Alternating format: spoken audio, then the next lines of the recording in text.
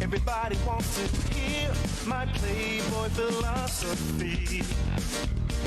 Cause I look like a star when I'm smoking my cigar.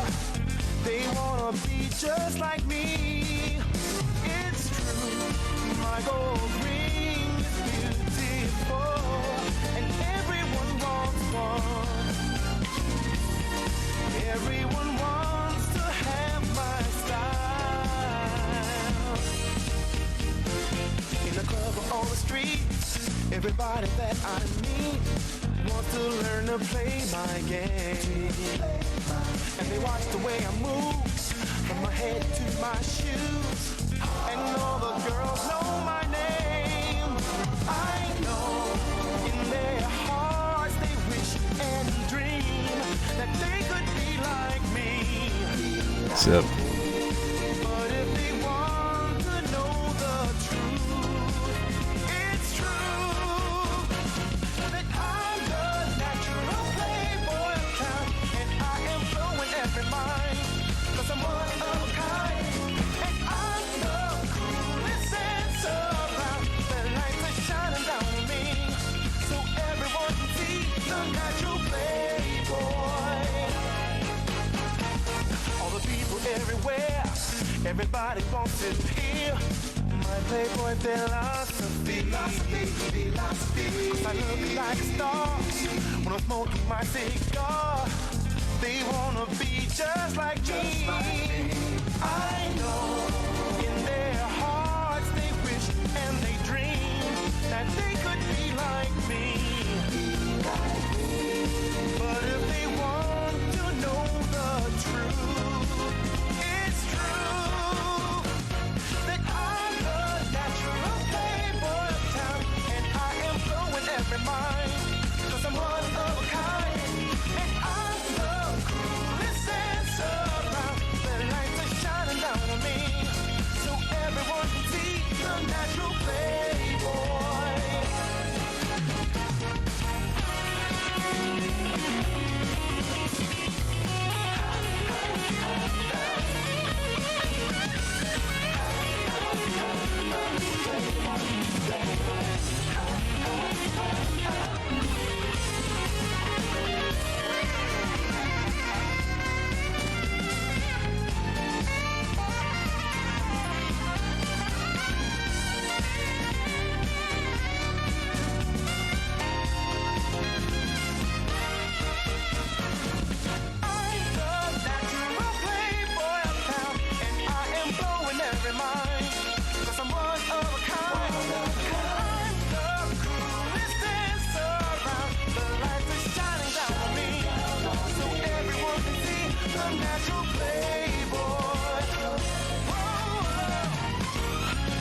It just has such an irresistible rhythm. As it damn well oughta.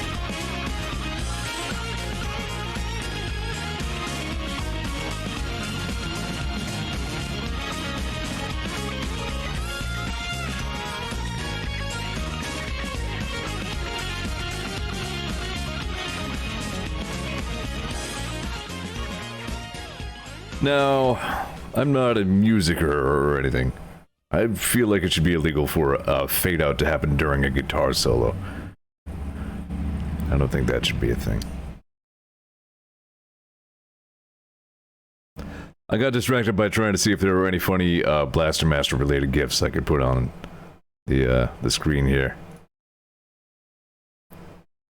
To, you know, mix things up funny ways. No. Mostly I'm just getting a lot of Kana.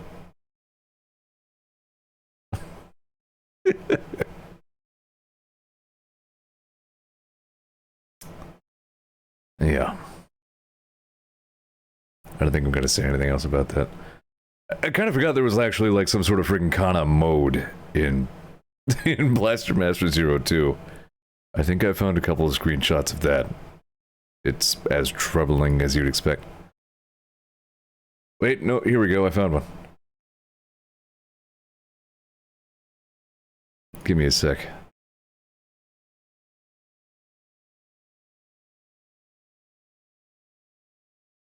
It's a shooting gallery, it's dumb. Good to know. Hold on a second, all my streamed stuff folder has gotten pretty buried.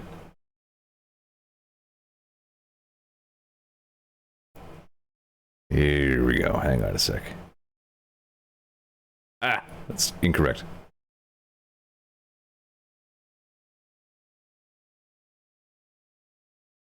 I don't even know why any of this.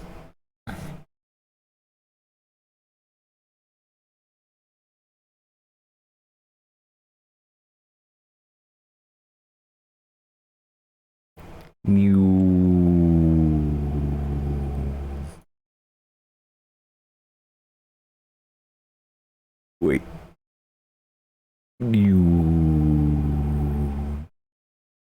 Okay, anyway, we should probably go ahead and start streaming a video game now.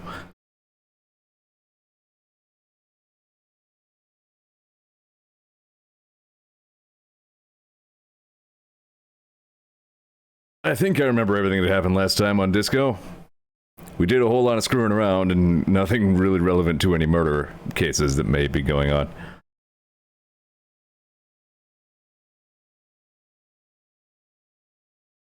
Come on now. Go ahead and capture for me. There we go. Even started capturing in time to see this nifty little logo splash. Zaum. So, our first item of business is we went ahead and agreed to check some cryptid traps. We found Lena's husband who is looking for the Insulindian Phasmid. And he has a whole bunch of little crab traps set up. All over the place, and we said that we would check the traps so that he can actually get the hell out of here and go see his wife. We have a skill point that I've not yet decided what to do with yet. I have a few other thought closet things that I don't... thought cabinet things that I don't think I want to internalize. Might hang on to it and see if I need to retry a check somewhere. Hold on, wasn't there... let me actually... what about the... hold on.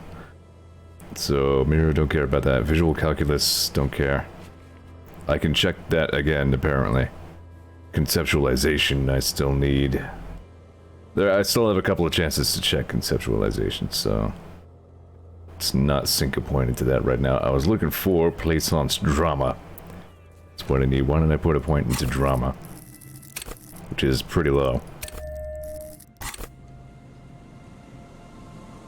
Anyway. There's a whole bunch more stuff around here, too. But I don't think I want to get too heavily into much else here, because we're burning daylight on day 3 here, and I still haven't gotten around to talking to the Hardy Boys. So... I mean, they're gonna be around pretty late, but still. A scattering of bullet holes spread across the cracked wall, reaching from one corner to another. Hold on, TechBane summarize the last room. We found a naked Raptors dude, presumably a hole in the world, an almost drug lab, and the ghost hunter. Well summarized. So where did all these bullet holes come from? A row of ghostly shades stand facing the wall. There are many of them, a dozen at least, their heads lowered and eyes blindfolded. It's quiet. No sound, no movement. 10 meters away, other shades are lined up in an orderly manner, automatic rifles primed. A gust of wind blows by. The coats of the firing squad flap slowly in the breeze. A single person stands on the side. The sun blazes high in the sky, baking the planks, the sand, your skin. The order was carried out in the afternoon. A long time has passed since the moment of this fusillading. Rain and brine have since washed all the blood away, not a trace remains. What is this? The abundance of bullet holes leads to 2 options. Either an inordinate amount of executions were performed here, or that it did not use a conscience round, or only one soldier has the loaded rifle. Looks like this was a mass execution with everyone fully armed. A host of men, probably in everyday clothes, ragged from the conflict and covered in dust. They were not sitting, a common practice for executions in some nations, as demonstrated by the height level of the bullet holes. They stand facing the wall. It's impossible to discern any details about their personality or background. Ordinary people, familiar, each and every one of them. Who were they? Collateral damage on the path towards normalcy and progress, such as your belief, officer. Maybe you should change it. They were praying, screaming. 7 men in combat uniforms and dark coats holding automatic rifles aimed at the people. Soldiers from some side, but which one? The Commandant, the one who gives the order. Machine gun fire cracking through the air, the lights of the muzzle flashes dancing on his face. Kim, who was in this execution? I don't know. I don't know who died here, lined up beside that horrible wall.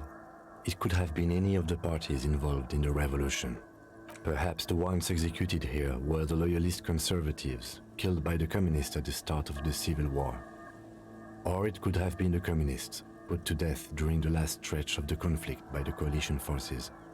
It could even have been the employees of the failed R&D center down the coast, as their building was taken over by the revolutionaries. Pretty big mood shift since our last stream. You mentioned coalition forces. Could it have been them up against the wall? Yeah, it's very unlikely the coalition forces were the ones who died here. They were always the last ones against the wall. To be honest, if a coalition member was anyone in this situation, it was a commandant, the superior giving the orders. Cold sea wind blows away the figures. Hi, Captain. Thank you. Appreciate that. Alright, let's go find all those Phasma Traps. And then we don't want to putz around here on the coast too much longer on day 3. Again, we're burning time here. So we started next to this one, which almost certainly means I already checked it. Yeah, I remember Kim's smart-ass remark about it, so no need to check that one. The one coming up here is the one that the guy. Yeah, so he was setting this one up when we were talking to him. So we shouldn't need to check this. One's up by the big tower right way up in the... It's the trap morale just set. Checking it over, he said, is just a technicality, but... Trap is also full of panic locusts. No sign of any other cryptozoological beasts inside. Another empty trap. Let's keep going. The next one is the lucky one. Yep. The next one has a crab trapped in it. These are just crab traps, you do realize. What'd you find, Captain? It says, my search for Gen 9 consoles has ended today at non-scalper prices. Congrats on that.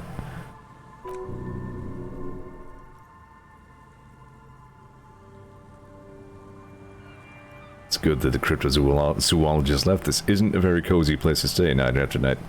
Later it gets, the colder. Remnants of the camp can still be seen in the sand. The fire that's gone out, you feel strange somehow. So it's a little weird to navigate around here.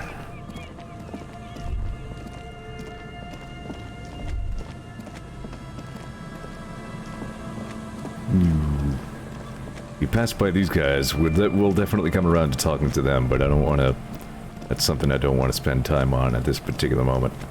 In game time. Anything up here, though?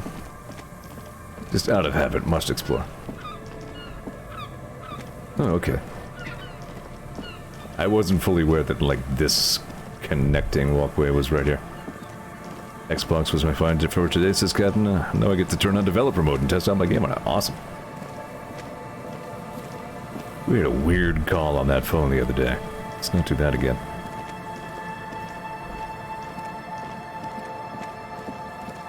Here's the church.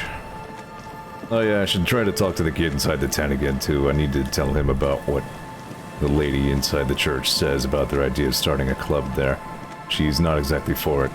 She's trying to do very sensitive research about a 2mm hole in the world. Alright, here's the other trap. And there is another one, I think.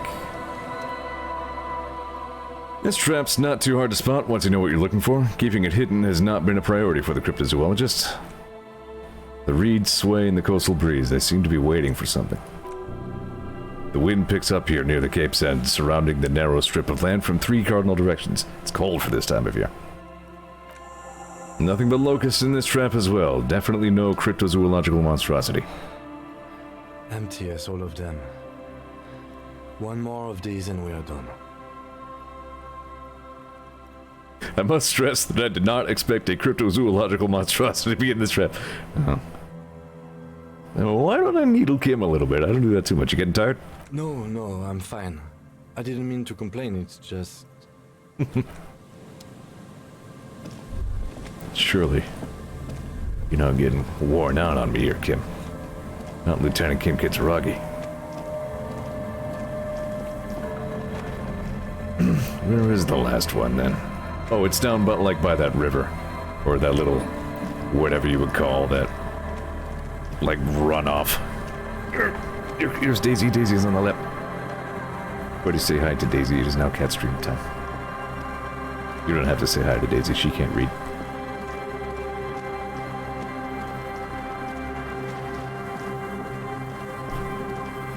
God, such good, like, even just the very ambient music like this sets the tone of the game so freaking well. Alright, yeah, so it'll be around here somewhere. Any place these reeds grow is where you want to see if you can set a little Phasma trap there.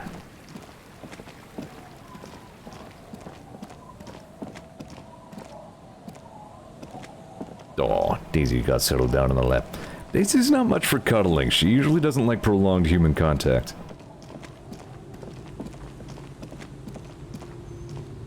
I don't see it.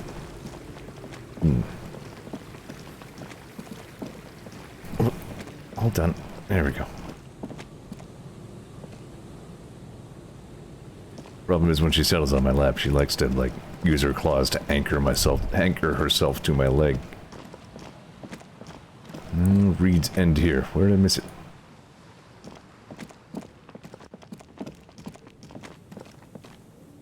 Son of a...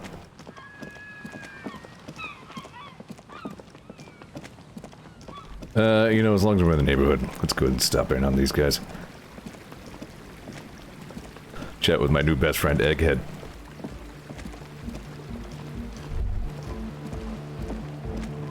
I'm not missing anything up here, am I? Nah.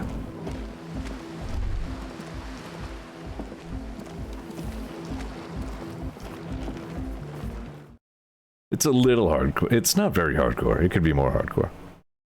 I wouldn't lie. Does it need to be hardcore, though? See, these are the real questions. Hi again. So, how are things going? Andre is the one I wanted to talk to, right? Goodbye, officer.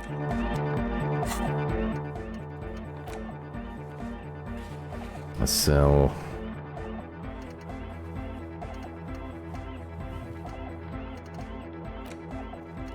Need a canal you cross southeast of the village, right. Tell Andre about Suna's thoughts on the nightclub. You, Andre? So yeah, You're annoyed. It's good you talked to Andre first. Gave me time to get a reading on your sign. Can't really talk to people before you get a reading. Why are you called Noid? The hardcore aesthetic is esoteric. It's not meant to be discussed with the law at this moment. It's not easy to reach our harmonic resonance of signs without some adjustment. Does this mean we need sign matching? Yes, further sign matching would do good for us. One way to achieve this would be by getting us into the church. Okay, maybe we'll come back later. Hi again. So, how are things going? He does have Rick Sanchez hair. You mentioned some kind of ecclesiasts own the church. Ecclesiastes. Who are the Ecclesiastes? Oh yeah, that's a meteor and name for the founding party. Thought it'd be cool to use it. Before we go on, what do you mean by Meteoran? You know, of Meteo, concerning Meteo. Meteo. Meteo, a country, on Muindi, on the Muindi Isla. And what is the founding party? Come to think of it, I've never really looked them up, you know. I can't give you a precise definition, but they're a very powerful religious organization. Good. Let's talk about something else. Yes, Here to talk about the church again. Yes? What's the deal? Alright, here we go. I was using the mainframe when Suna, the former lead programmer of Fortress accident, appeared. A programmer? That's odd. What was she like? Did you ask her about the nightclub? She did not like the Aenotic Dance Club idea. What a pity. That's my favourite thing in the world. And she doesn't like it at all. That was my first thought as well, Kevin. I was like, are we talking about what killed Tella, or... Oh. Anyway. A shame. What can we do now? Do you see a way out of this jam? And into a laser-lit future of dance and unity? Unity! Dance! She made it very clear that she won't leave until her own project is finished. And you can't just evict her? No, I won't evict her. We have to come up with a different solution. Look at you, Honor Man. No, Noid. He's right. Maybe we've approached it the wrong way after all. I'm sure there's a workaround. We can make a deal not to bother her. If that's okay with her, we only want to get in the church and spread the joy and ecstasy of music. The lines in the dark exist! Coexist! At least Crabman seems like an advanced being. He's hard. He'll understand. Oh yeah, he's all about it. He can do his climbing thing in the tower. And the programmer, does she like Nordic dance music? She absolutely does not. Really, truly despises it. Egghead cannot believe what you just said. It makes him pump the jam a little slower for a moment, and then he returns to the full swing of it. No worries. We'll figure it out. If coexisting fails, you can always muscle her out, right? If it's all okay with you, what do you think? I refuse to throw her out, but I can try convincing her. Excellent! Good luck, my friend. He smiles wide like a replica of his friend with the large head. Goodbye, officer. Still working on this. Then hopefully on the way by, we'll find that last Phasma Trap. Should still have plenty of time to talk to the Hardy Boys. Don't forget I have to have good authority to put my smelly toilet ledger away first. See if I have any big boy pants to wear.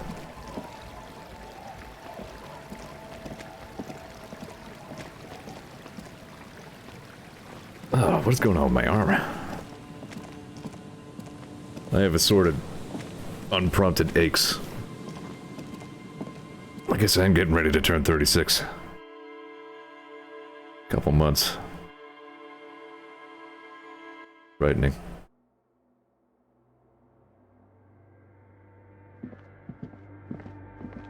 I'm sure she just can't wait to talk more about the Aenotic Dance Music Club.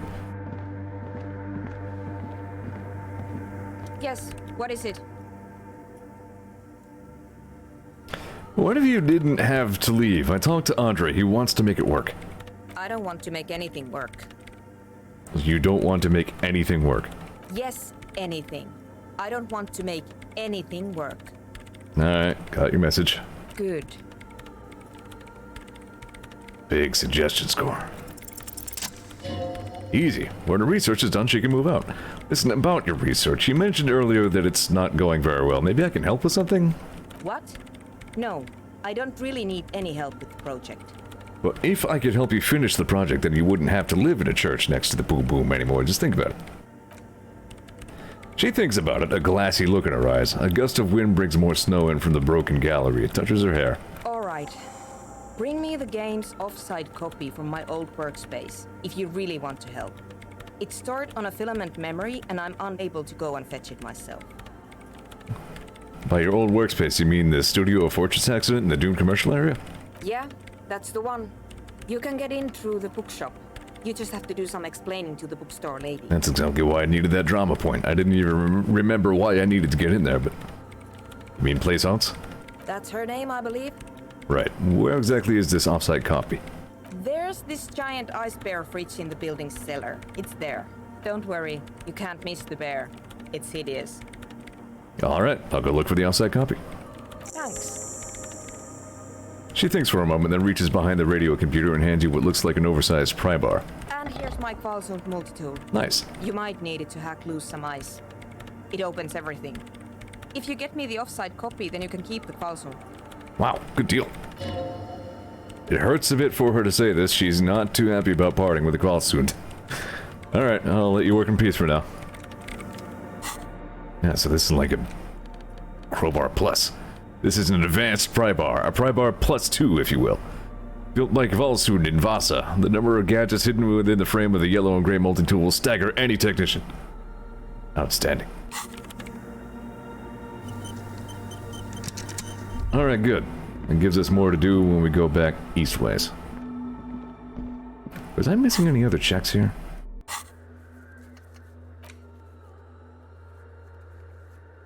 No, don't think so.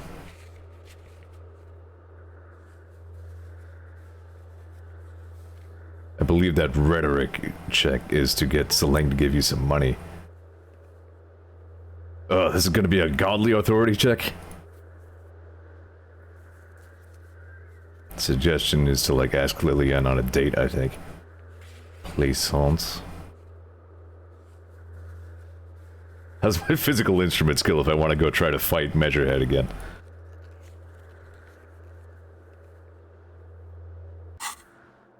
I like how out of all the stupid shit you can do in this game, that's one of only a few that gets, like, a real response from Kim. He actually, like, pulls you aside and says, you know, I'd appreciate it if you wouldn't pick any more fights with Hulks. It's where the situation's already precarious here. It's gonna look pretty bad for everyone if I had to shoot someone to save your ass. Alright then,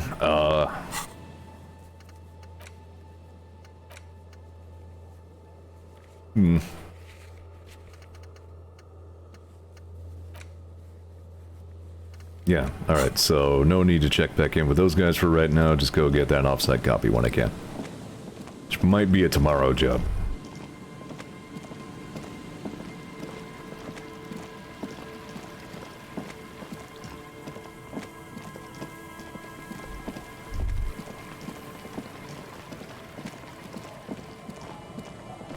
I'm pretty interested to see if I can actually, you know, wrap that little side quest up interestingly.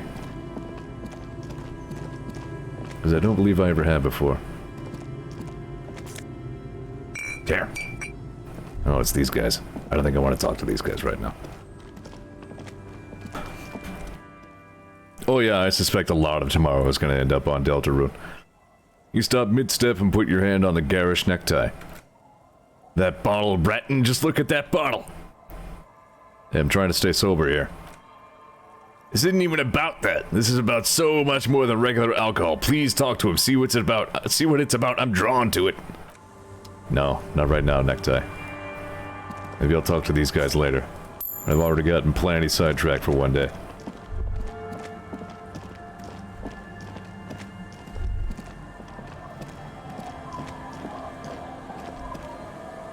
What is this? Utis. Franco-Nigerian cavalry boots. Perception foots. What am I wearing now? I got empathy shoes. Who needs perception when I've got empathy? I don't need to perceive. I can empathize with what others have perceived. Tarboat.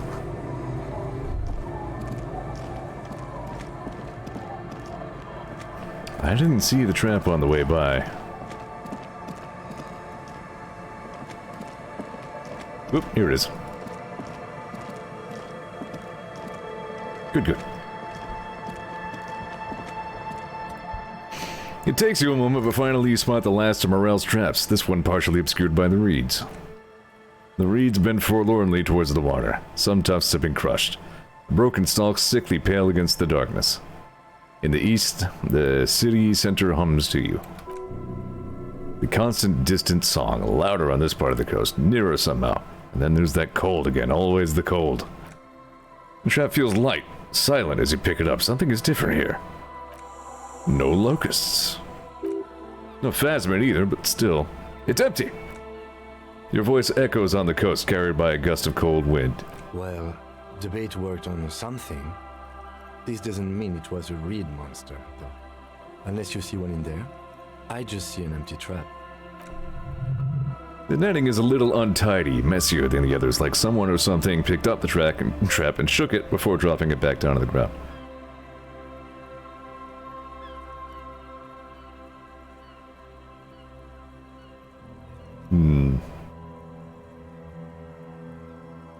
I do get the feeling that someone or something may have messed with the trap. Perhaps our cryptozoologists have competition in the form of an actual entomologist, or someone else is sabotaging them. I could present more theories, but then I would be taking this on as a case, which I'm not. Kevin says empathy choose, so that's like if someone's sad and you would empathize by performing a sad jig. I think we can only express our soul through karaoke. Which is absolutely going to happen at some point. I got the tape, didn't I? Yeah, probably wasn't. I still need to tell the cryptozoologists about this. Okay. But after that we get back to our own assignments. There really is no explanation for this detour right now. None. None whatsoever. Tell me what you really think, Kim.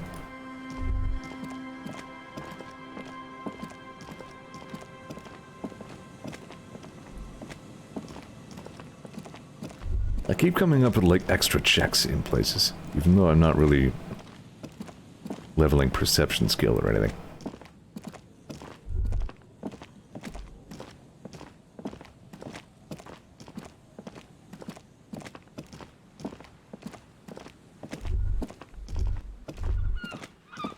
See, even right here, it's just like, what is this new thing? What? But why? It was a shorter trip than I felt like it was. Scribbled between the thighs of a page 3 girl. Luring to disco.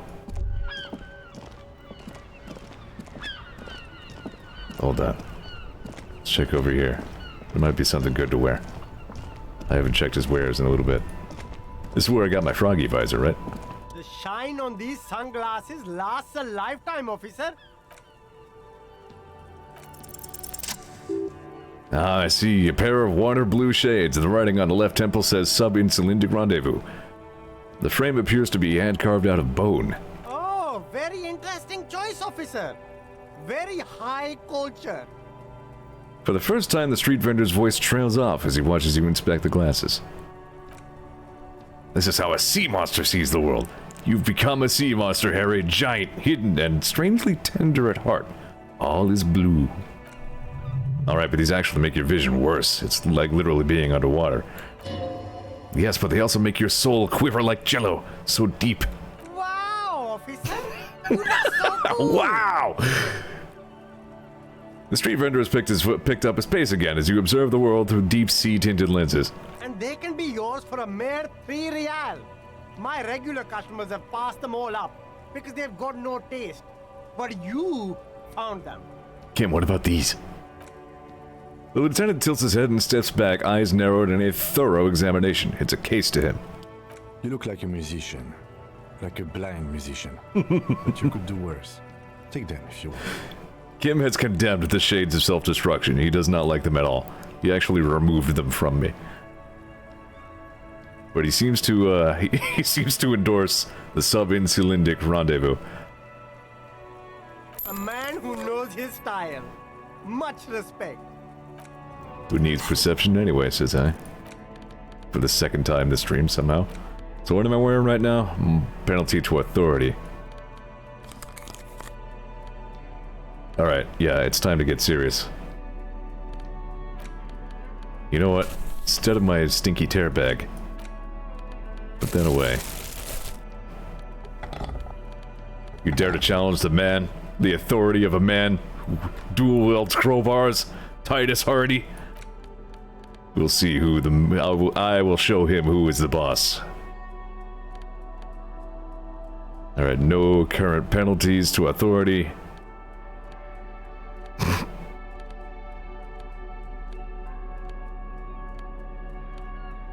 What am I wearing? Spirit decor and shivers.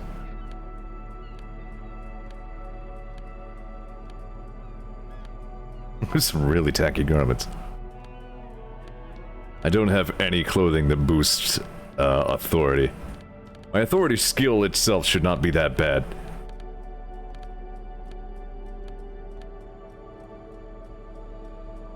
Because I do have a 5 base psyche. So yeah, just 5 on authority. That's not great. We'll have to see. I should by now have been through enough conversation that I should have a couple of positive modifiers to the check as well. This'll be fine. This is perfect. I've got my composure pants on. That'll have to do.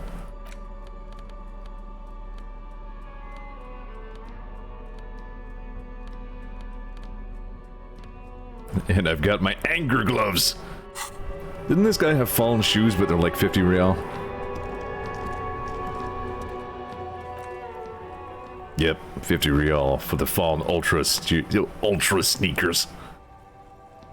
Which make you noticeably dumber just by wearing them. You keep coming back. That's good, officer. Keep browsing those clothes. Keep saving that economy. Oh yeah, I was gonna buy the, oh wow. These are terrible. I forgot all about the itchy pants. I was gonna buy the boombox as well. I forgot all about that. You reminded me by mentioning the speakers. I think I'll... Let's skip the pants. Let's not get the itchy pants. Let's get the boombox.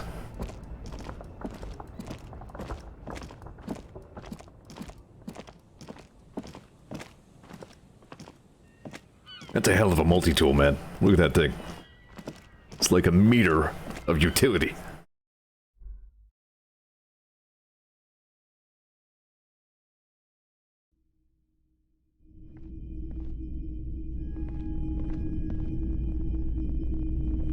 Was up here, right? Yeah, give me that boombox. And here you are. Quality sound reproduction on the go. It'll play anything, wherever. Turn any tape into a conversation of sounds and shapes. Yes, good.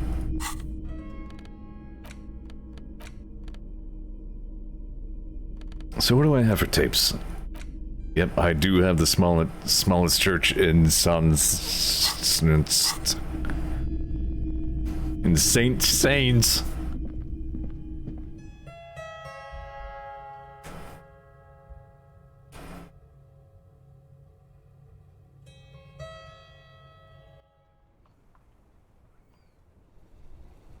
We're doing this. We're doing this, man. We're making this happen. I don't need to pay rent. I have another place to stay.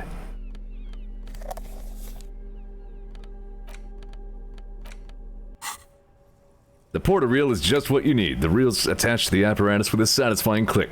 The tape is routed behind the magnetic reader. You press the large button marked Commencer and the tape starts playing. A small delay before the song starts playing. Sounds like someone's moving in the room, getting comfortable. Then the organ starts playing a simple melancholic tune echoing in the hallway. A lone singing voice joins in, telling you about the tiniest church in Saint Saëns, surrounded by an even tinier yard. You can almost feel the seaside mist on your skin. It's mega sad. Within seconds you know this is the one. The real shit you've been looking for. The one you trashed your room to. The one that tells like it is. This is your tune. They click, and then silence for a bit. The tape starts spinning. Did I sing this for karaoke? I think I could sing this. Of course you could sing this. You could take sad to a whole new level with this, and you already know the lyrics since you've listened to it like a million times. Yep, they're all here, all 3 verses. Encyclopedia confirms, like, yep, I know all that.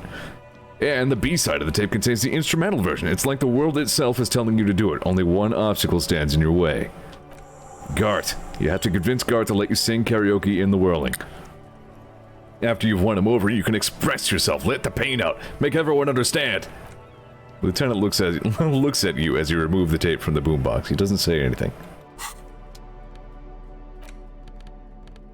Alright. Back to my dual crowbar action.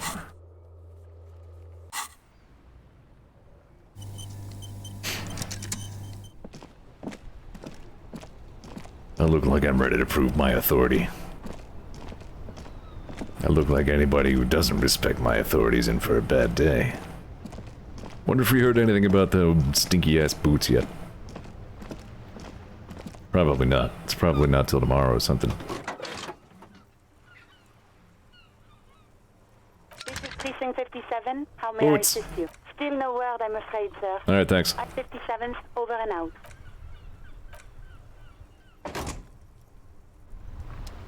probably getting tired of that call. Alright, were there any other items of business I needed to conduct over here? I felt like I had a small checklist of mine. I gotta give Gart the bird. That much I know.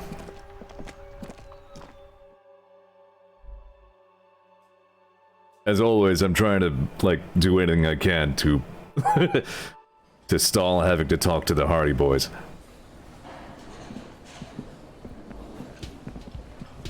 Yeah, here he is. Guard first, though. Can I help you? Alright, I found a new bird for the whirling. What is this thing? It's no biggie, I just thought it would look nice on the wall. I'm that kind of cop. What, the interior decorating kind? You know, I'm sorry. This is actually a nice bird.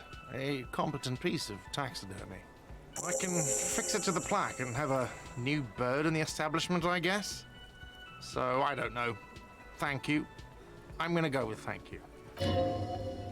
People just don't know how to accept gifts, especially taxidermy. He likes it. He likes the bird. Solves his broken bird problem. I feel good about our work here today. It's all about the little things, like bringing people random stuffed animals. Gart. You know what? Maybe not right now is the time, actually. Who is this? Hello, officer. Oh, it's you. Name's Gary. Boy, am I ever so grateful to you. But I'm not the only one who wants to thank you. Yes. Oh, sweetie, I don't even know how to thank you for finding my husband and helping him out. I hope we haven't been too much trouble for you. I was just on my way while I was working on the case. Here, I want to give you a small token of my gratitude. It's a tie, Mexican origin. The pin is an antique, quite special. I remember this being a nice pin, but I mean, I'm going full terrible necktie this time. A little silvery knob holding the tie together feels warm in your hand. It's in the shape of an avian skull with 8 eyes. You never told me you've seen the Phasma. Oh, you don't want to hear about some old woman's ramblings. Ramblings? Nonsense. Your description of the Phasmid is the most precise I've ever heard. This freaking guy.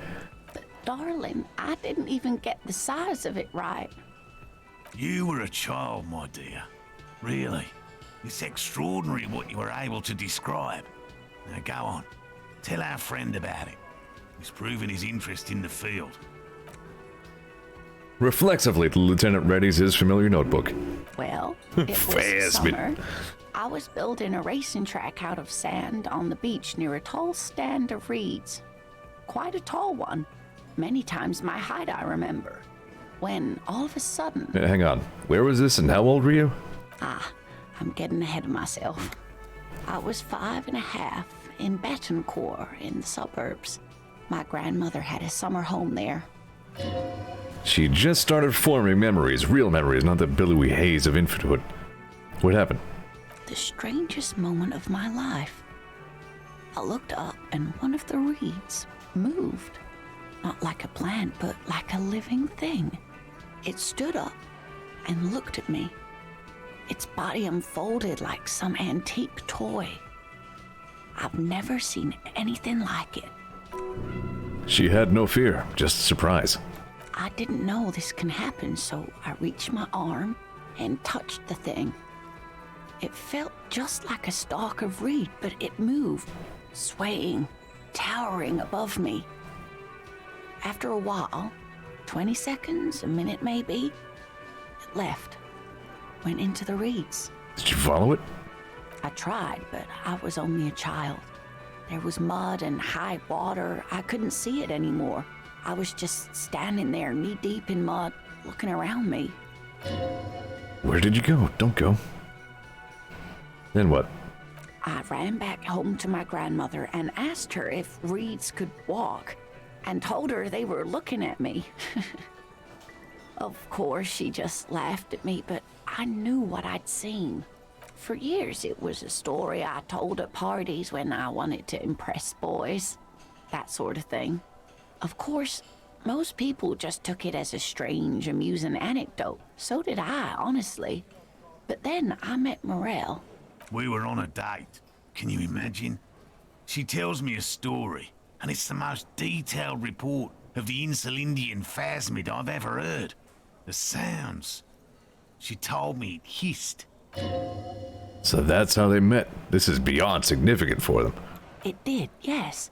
Like reeds in a gust of wind. The way it moved, the colour, how some of its limbs were white, like marble. It matched perfectly with what I know from other accounts. It was amazing. If it weren't for Lena, I might have given up hope years ago. It's no exaggeration to say that she restored my faith in my profession. He looks at her with admiration, forgetting a wide smile on his face. Its limbs were white? Not all of them.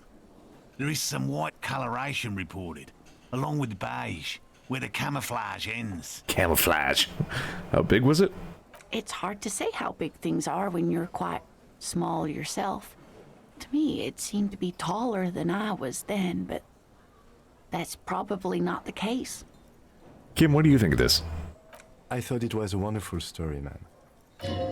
But I don't believe it. A child left unattended on a warm day. Children make up stories and then end up believing them. Thank you for sharing this with me. You're welcome, sweetie. I do appreciate the chance to relive it whenever I get one. It was just such an impossibly sunshiny day. So warm. She could get up and walk right away into the reeds on her own, into the mud, anywhere. That's all for now, man.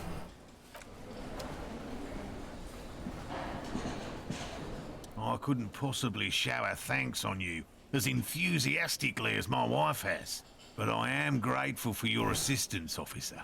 He tries to play it cool, remain professional, but inside this man is itching for some news on those traps. So I checked on the traps. Good. Okay.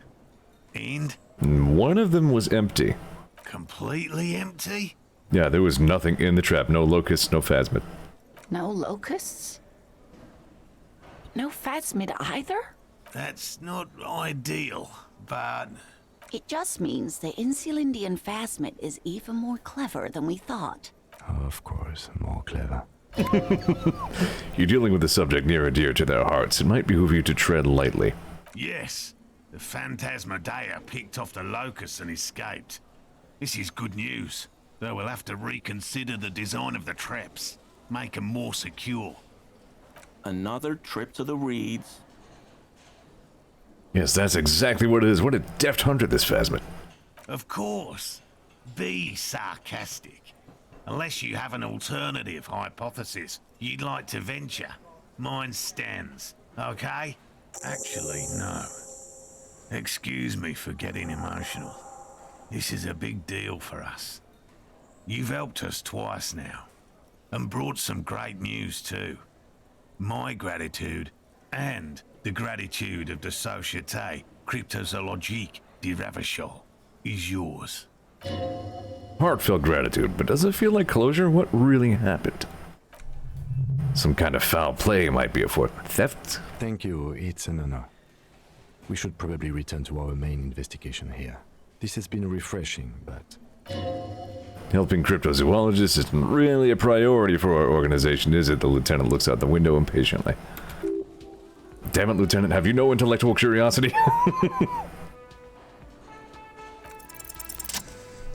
Consider the way the trap was disturbed as though shaken, most likely the hands of a young person, hands small enough to fit inside the trap, too.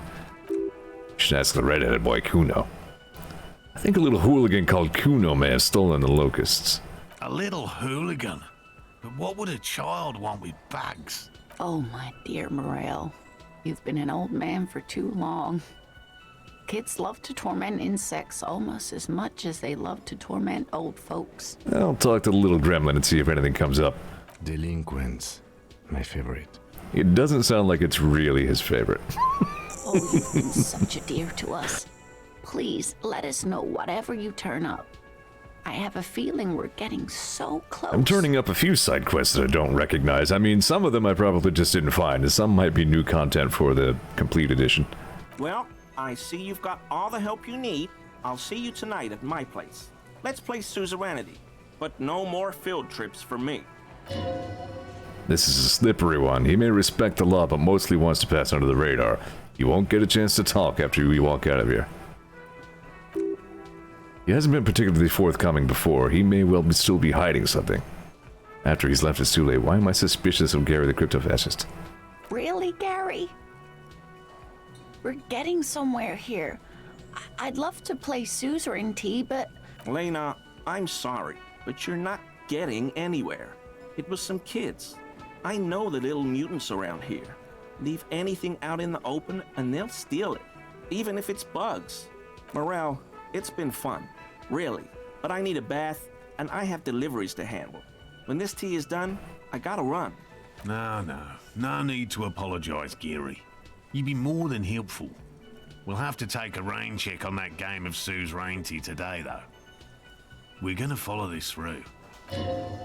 The first man to break formation is always a blow to leadership. This is bigger than he lets on. I'll get going. You there, don't go anywhere. I really owe you one for getting us out of those reeds, officer. Finally got all that soot out of my hair. Name's Gary. His model looks a lot different from his portrait. Yellow man. I mean, officer. Oh boy, Gary. The lieutenant raises his eyebrows slightly and takes out his notebook. Yellow man. Might this be the owner of that mug you found in the trash? This is something to ask him about after a little probing first. Not a lover of the great outdoors? I like nature, just not this bloody coast. It's mostly drunks and degenerates that come here. The man respects authority too much to see you for what you are. Pretend thou art a sober man.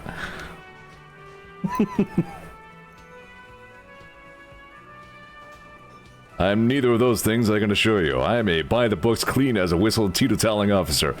I'm not even tempted to touch intoxicants. I've been tempted on occasion, but someone has to stay strong for Revacol. Revacol? Serious question time. This man is no innocent. No one is.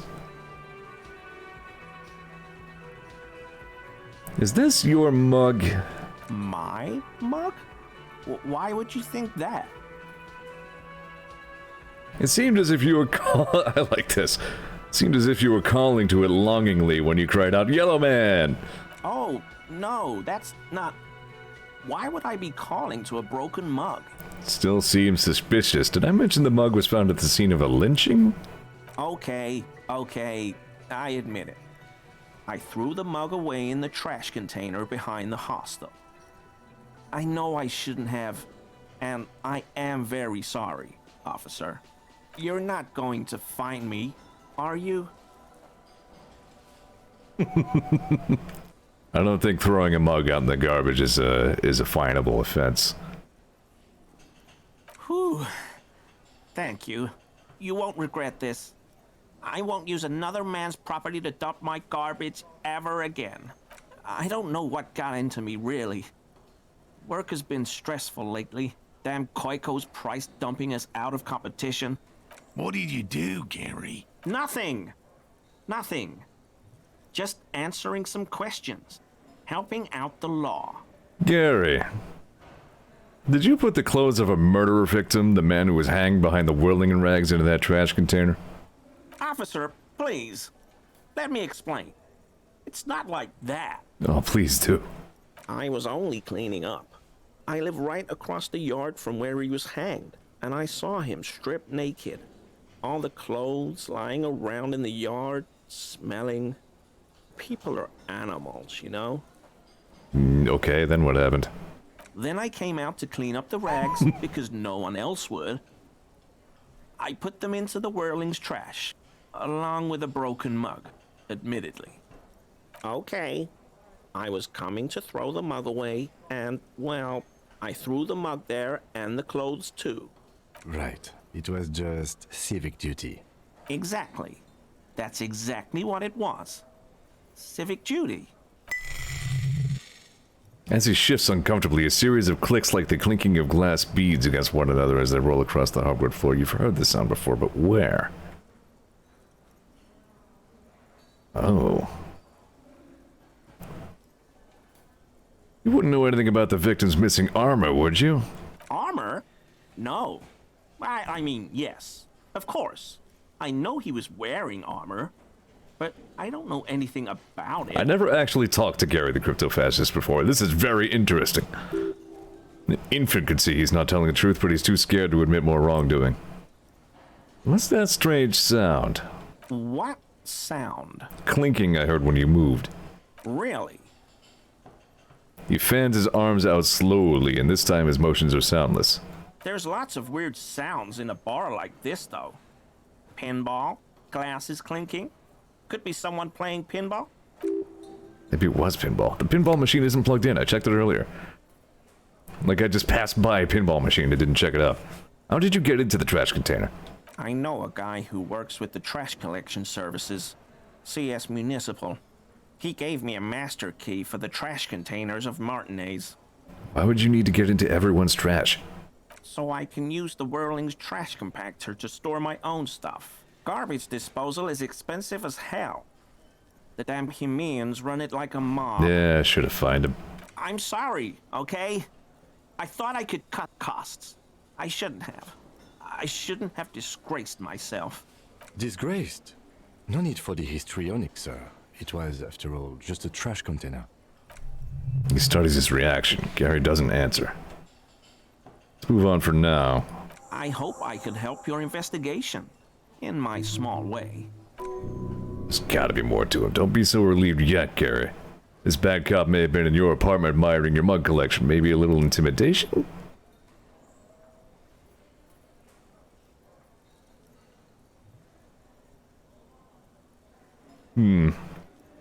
I'm sure other things will make this check more likely. I'd probably have penalties to composure right now. Do you know anything about the man hanged behind the whirling rags? I told you everything I know, sir. I'm truly sorry for the mug, but I have nothing to do with that. Uncomfortable shifting doesn't make him the killer, though. It's something else. Are you also a cryptozoologist? No. I help Morel with research sometimes, and I've learned some things along the way, but I don't usually go in for picnics like this on my own. After all this time with Morel, he must have an opinion on cryptids. This could lead to a good one. I'm into cryptids. Do you have a favorite? Oh, yes. The burning rhino. Morel doubts he's real, but I don't much care, because I won't be the one looking for him out in Safra Serai. What's a burning rhino? A rhinoceros that looks ordinary during the day, but burns brightly by night. Well, at least the males do. How do they burn?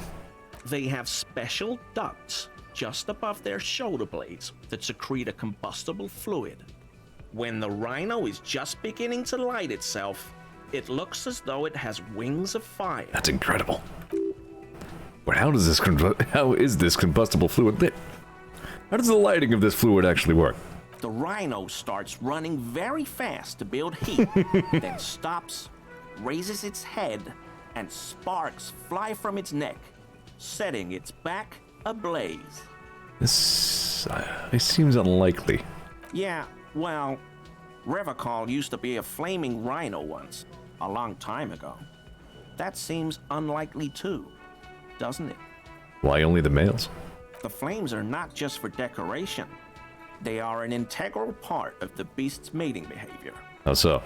During the burning rhino's mating season, herds of male rhinos, all aflame, encircle herds of female rhinos, forming a fiery ring as they begin to copulate loudly. Local peasants call it the passion ring. They fear the rhinos, as perhaps they should. Anyway. Lieutenant sighs without looking up from his notes. It's clear the burning rhino is dear to him on many levels, some even spiritual. So, Gary... Now, let's come back to that one. You were surprised to see my colleague, Lieutenant Kitaragi. Not many Sealites here, or anywhere, other than Zeor. I meant no offense, truly. Do you remember how, when we met Measurehead and I said the next race will be a really good one? Yeah. Well, this is that racism. Our lucky races. Will you grant us 3 wishes, Carrie? Hey, man. All I meant was there are not many Sealites around here. I'm just stating a fact. The lieutenant is a native of Revachol. Oh, yes. Of course he is. I was just speaking about his connections. Let's change the subject, okay? So, Gary, you live nearby in an apartment in Martinez. Sure do, officer. His eyes narrow slightly. He's wondering where this is going. Mr. Clare must be very angry with you. Mr. Everard? Yes, he insisted that I open the door to your apartment. So you work for Everard Clare? Officer, please tell him we're good. No, tell him I'll make it up to him. What have I done? He'll send the muscle after me.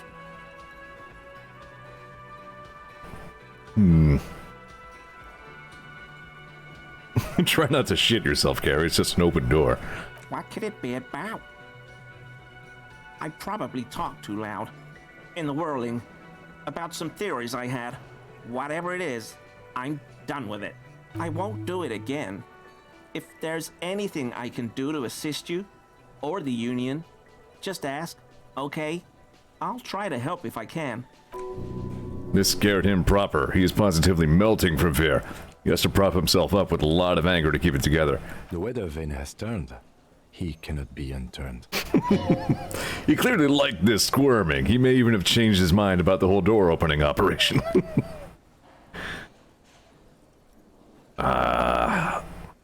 That's still not very good. Let me see if I can put on anything to change my composure skill. Score, whatever you want to call it. I'm sure I have something. I have +1 composure currently. That's my pants, I'm pretty sure. This is exactly how police work goes. Alright, hold that thought for a second. I gotta change clothes.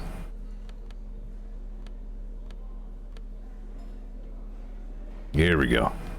Why did I take off my old faithful snakeskin shoes?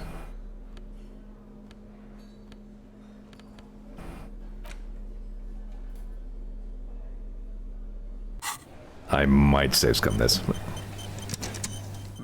I mean, officers. Fuck.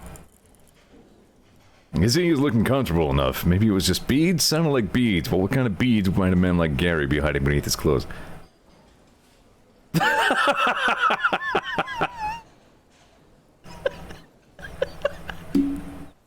God damn it, Harry. Are you currently sporting some anal beads? Gary the crypto-fascist? I wouldn't be able to hear if you were wearing anal beads. Ah, Kim, that is way too much information, man. Please excuse my colleague's humor. Working this murder case is taking a toll on us both. You don't quite have to answer that yet. Of course. Of course. Damn. Yeah, I think I'm gonna save scum that one. I don't want to make a habit of save scumming, but this is Gary the crypto-fascist. Come on.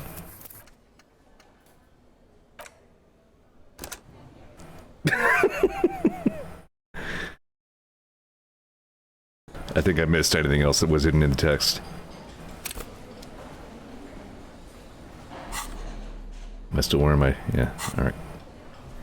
What? He's gone!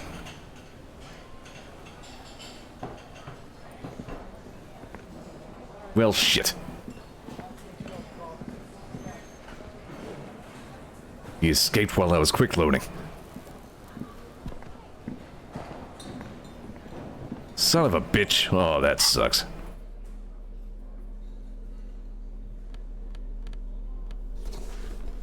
Guess I'll put my nice guy shoes back on. Wow, seriously, that blows. No, wait. Yes. I guess you can right-click instead of just dragging everything.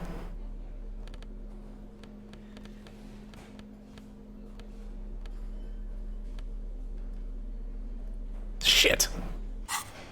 Where'd he go? God damn it.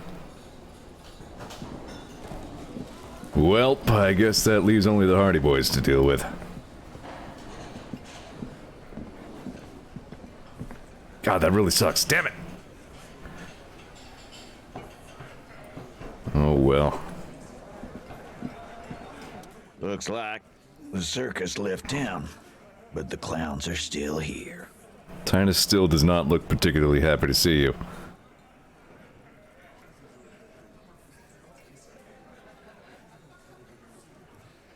So, guess what, Titus? I've connected you to the local drug trade. Like hell you have. There is no local drug trade. This place is as clean as a rifle. Go back to Jamrock and ask the local junkies how clean your streets are in Precinct 41 Kilos. We'll do that. In the meantime, did you know that there's an abandoned lorry at the intersection that was used to move raw ingredients for drugs from Terminal B to Jamrock? The person driving it was present at the hanging. It was one of you. We've connected the footprints. Detective, do you want to deliver the coup de grace? No, the thunder is his. Leave it to the lieutenant. No, do the honor. You've earned it. Thank you. You're right, Titus. There is no local drug trade because it's all controlled by you. You're the drug trade. That's a mighty interesting theory. I guess that's what you would need to do, theoretically. A big, strong, state-run monopoly would outcompete the runts on the street. Yeah, man. Theoretically, that's what you would do. To get rid of the gangs, the dealers, even some of the junkies. Ollie says if an officer of the law took off his clothes and put on a new set in front of me, I'd be more likely to cooperate. You would need good, trustworthy people to take their place, of course. Hardy men to run such a monopoly. For the good of the community, of course. This is disgusting. You're admitting to profiting off poisoning your own people. Boo fucking who? People will always be taking drugs. Might as well do it clean and organized. Yeah, that's what the labor movement is all about. Clean and organized. And the Hardy Boys are running it. Theoretically, of course. We're just talking politics here. My answer to your drug accusation is, how dare you? Go fuck yourself. Not quite yet, Mr. Hardy. There were 8 sets of prints on the crime scene. There are only 7 Hardy boys here. The 8th Hardy, the one who's missing, she runs the thing, right? My answer is, fuck off. Mind your own business. There is no 8th Hardy. I run this goddamn scene. Finally got something out of him. This could prove useful in the future. And here we go. Back to the usual. I know! Fatty walked on all 4s. He's so fucking fat he left 2 sets of footprints. Go fuck your mom, Dennis. That's more like it, boys. You heard him. It was Angus on all 4s. Anything else you need to know? I found someone who saw the hanging, a witness. A witness? You ain't got shit. The locals would never come to you with this. That's just cop tactics, Titus.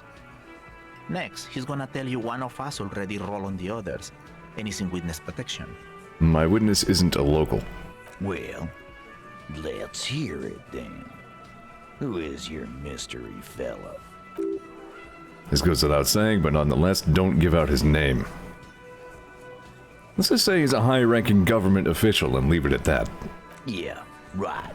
Like we wouldn't know if an MI plant was in our town. Nice try, right? I've seen this shit a million times, Titus. Fly fishing.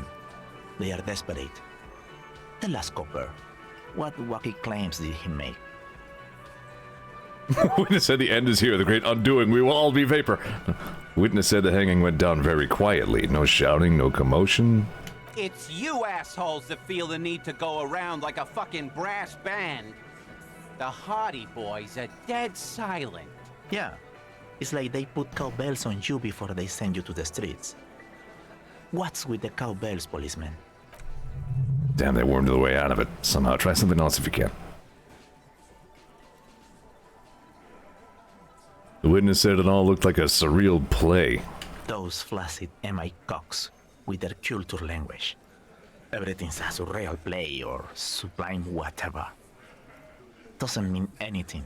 It means the whole scene was long and drawn out, like it was from a film. What is this fella's problem? Sorry we didn't make it more action-packed. It wasn't the first thing on our minds, you see? Shanky. It's Shanky, right? I thought there's something wrong about the lynching story. Now I know there was. You don't know shit. I know you are lying, Shanky. You didn't manage to break this wagon fort, but you did manage to rattle the people inside a bit. Witness said he saw 2 people of Areopagite descent and 1 Mesk. Arabagite? Boss, I think he's trying to say me and Theo. Well, yeah. What is confusing you? Eugene, Theo, and Elaine were there too. I already told you. We were all there. That's enough about the witness. Some witness. I pulled the same shit. Came up with some shit, then went and said it to people. Get a reaction. Don't have to go to cop school to try that. You don't have to go to school for shit. I never went to school, and I'm doing great. You're doing a hell of a job, man. Hell of a job. Okay, maybe it doesn't feel like this did anything to them, but they had to be fretting a little. Everyone is scared of witness. Everyone is afraid of witnesses. Witness is a scary word. It's up to 72%. Fucking god, actual damn.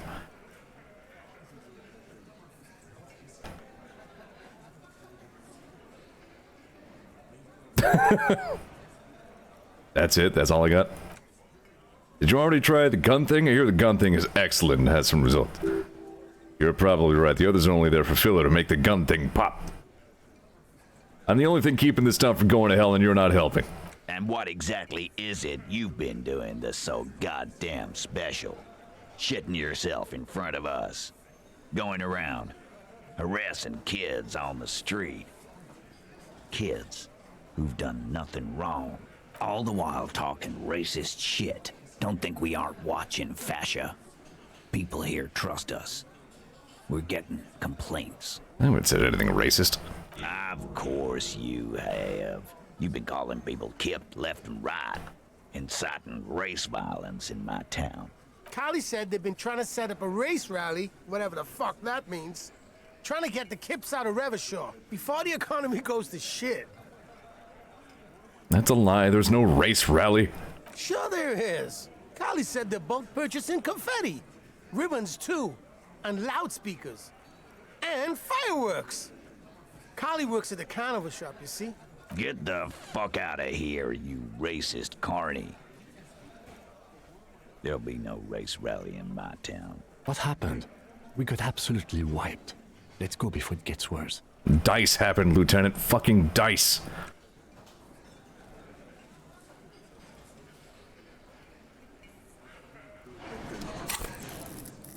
Sure, let's level up authority. That's what I wanted to use my point on. It's you again.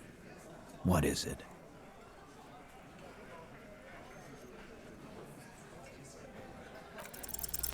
Thank you. As I look around this room full of sweaty men, swearing, drinking, spitting out tobacco, does this look familiar? Where have I seen this before? You believe the place was called Precinct 41. It was also filled with almost exclusively men sitting on desks, talking shit and wasting time.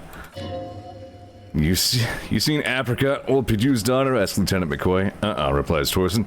Ass on that one. McCoy shakes his head in appreciation. Bit strange the old man named her Apricot, but I mean, who am I to judge? Hit the kebab joint. It's pretty well timed, actually. I get it, Titus. You guys really are the authority around here. Oh? You must be. You're just like real cops, drinking beer and sitting around with your dicks in your hand. You got a problem with beer now? Not quite there. Push on.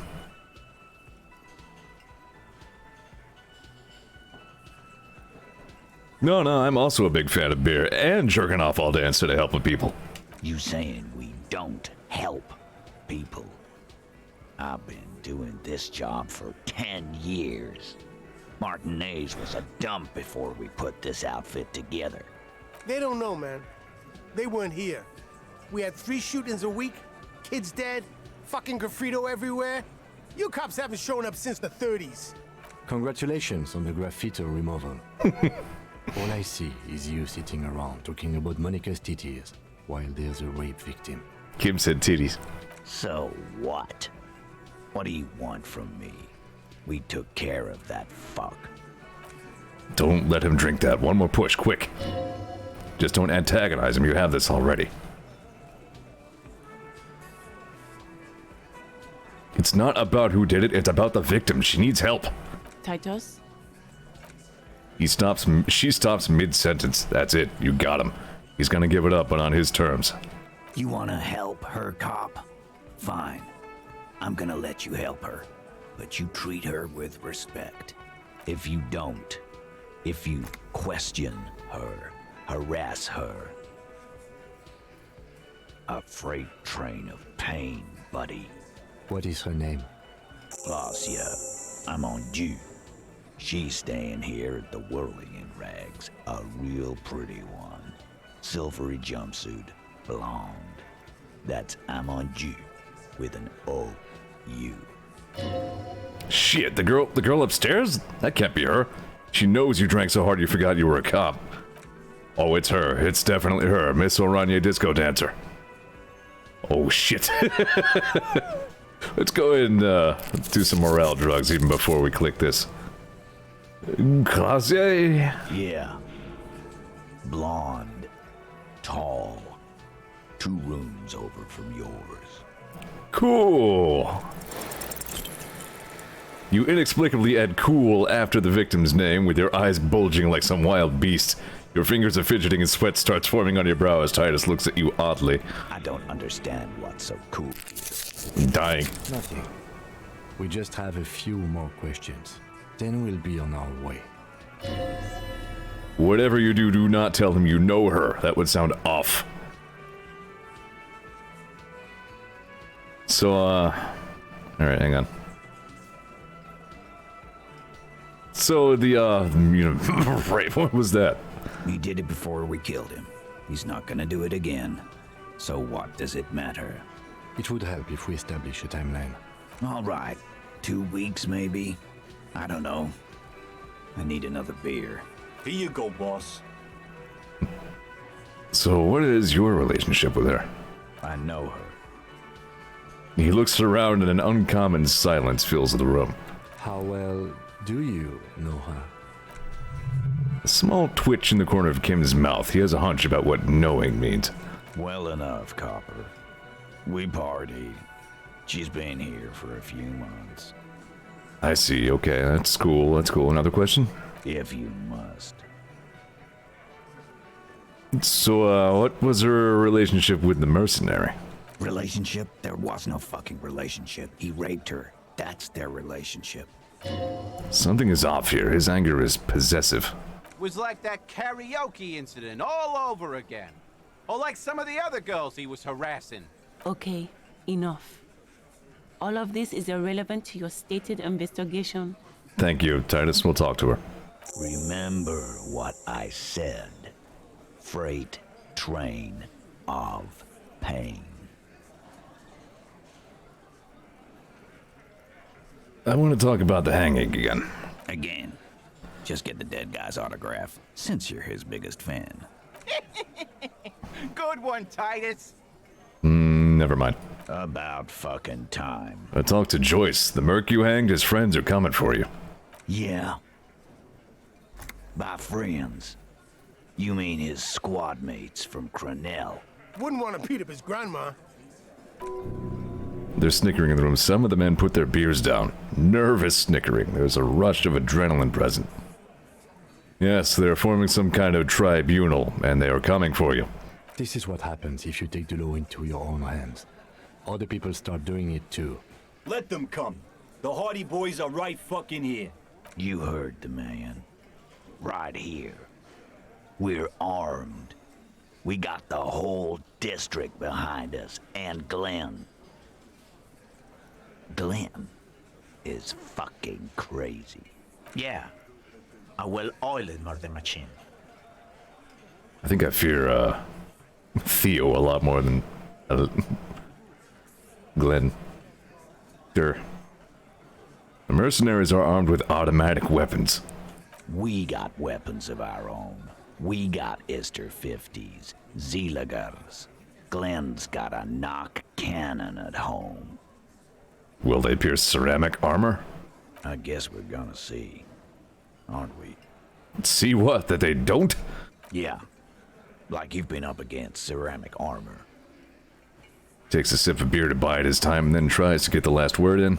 You haven't even seen the whole suit, right? I've seen the whole fucking thing, and it didn't make him immortal. Joyce said they've gone rogue. Nobody is controlling them. Big fucking surprise. They hire psycho scum, arm them to the teeth, and let them loose in the city. What do you think is gonna happen? Okay. What do you mean, okay? I mean, okay, they're gonna wipe you the fuck out, Titus. No, they won't. Get out of here with your negative energy. He really doesn't like you ruffling their feathers like that on what might be the eve of battle. All he means is that the situation is serious. Yeah. No wonder you cops get shot to shit every day. Can't go to war with an attitude like that. I'm gonna take off for now. Still don't really feel like we accomplished much here. Cop of the Apocalypse. It's not fire. It's not ash. There will most certainly be a sea of corpses leading up to the event. But it won't be war or pestilence that causes it. Oh no, the event will belong to a genre of cataclysm no man has dared to suspect would ever come to pass. You can only sense the shape of it, like a cavity, a pit opening up in your stomach, a throat into which the world will vanish. The streets, the grass, the stars, all will be rolled back. By whom, by what, and how, you don't know. All you know is, you're not joking around. Apocalypse Cop. You had a stream hiccup there? I'm not seeing any, like, drop frames or any other notifications on my end.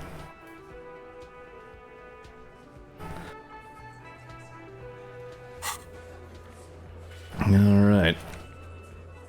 God, it sucks so much that Gary got away.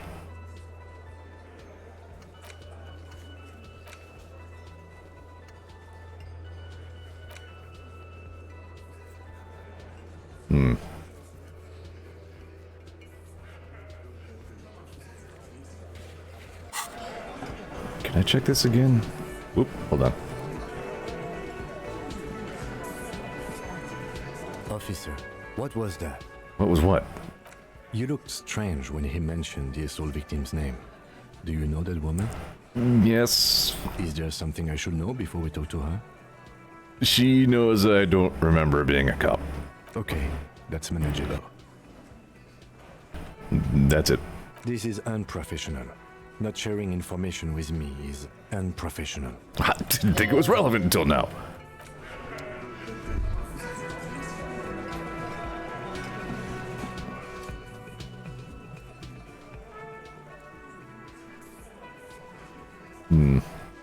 Hold on. My cool sunglasses make my perception worse.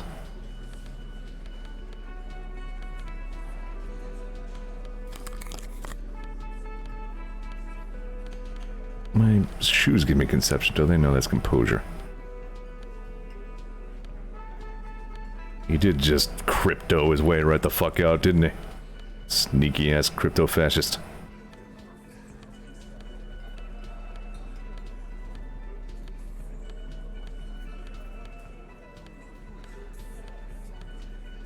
I have a lot of things that penalize, but here we go. Put on my freaking German soldier boots.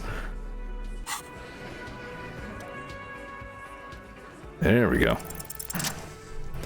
There's a yellow ribbon tied to one of the branches, light yellow faded with time, a tiny splash of color in the blackness of the thicket. Hanging from it, a bronze key. It's close enough to the latch up there, one can slide it open and take it. Surely not a coincidence. Someone hid a key in the bush. Huh? Can you let me slide by so I can grab the thing? I don't know about that. I'm comfortable here. Don't think any sliding would really help right now. Sorry, fucko. Looks like you're gonna have to go bush diving. Good fucking luck with that. The Hawthorne's got a bitch of a bite. I'm gonna enjoy the sight of you in the bushes out there. With a loud thud, the old man stands up, pushes the window open, grabs the key from the hawthorn branch, and slides it across the table to you. Thank you, Theo. The key is brass. Workshop spare is etched into its bow. The old man closes the window and sits back down in silence. Come on, man. We were just having some fun. Where's the harm in? I'm tired of listening to your shit. I like Theo. Thank you. Don't thank me. I don't give two shits about your key. There's a silence around this man's words. Unlike Titus, they're afraid of him. That type of respect. That's the type of respect he commands. Wonder what doors does this open? It could open the door in the kitchen. The blue door. It says workshop spare. Maybe there's a workshop there? Now this is development. We got some shit going on now. I suppose I don't need my crowbars anymore. Then again, I don't really need my tear bag either, but I could always use my ledger of my smelly toilet ledger of failure and hatred. And my nice shoes. And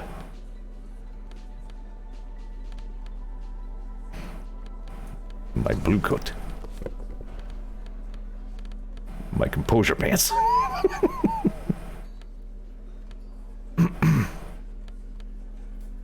Yeah, Theo is not into fucking around at all, really. He's not a fucking around type.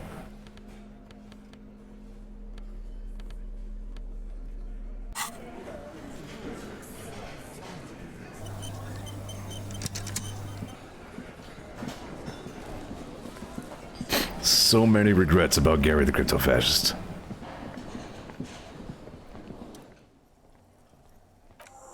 Key fits the simple lock. Takes a bit of effort to turn it after all these years, but then the lock clicks.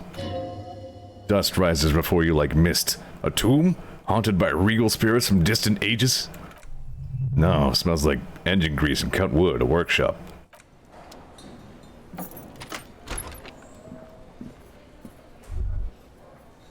We did it. The secrets of the whirling in rags. And B, the spare key is tied to the bush outside the corner room window.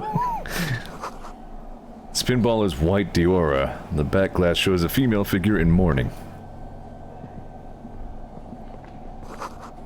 Pinball says Franco-Nigerian. The theme is horses and swords. Small elevator is dimly lit by a bulb that's been glowing for ages. The lattice cage is open, inviting you to step inside. Smells of nougat and sweat. Your head brushes up against the ceiling. Like, I really can smell this exact spot. You know exactly what this place feels like.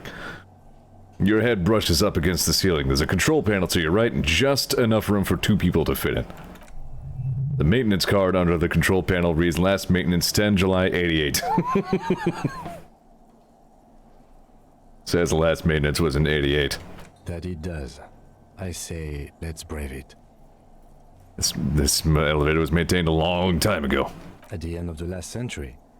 Look on the bright side. If it fails, we will only sustain minor injuries. I'm talking 3, maybe 4 months in the hospital. Maximum 5.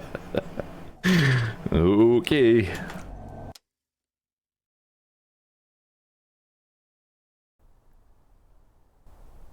Kim's like, no problem. If the elevator falls, the human body has like, what, 208 bones. We'll probably only break 50 or 60.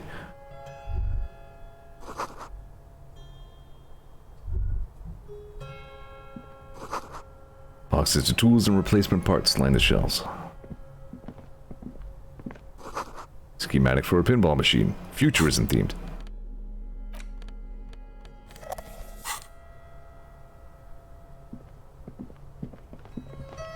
These actually are like fully 3D modeled environments, even if they don't immediately look like it. This is a good coat. This is a very good coat.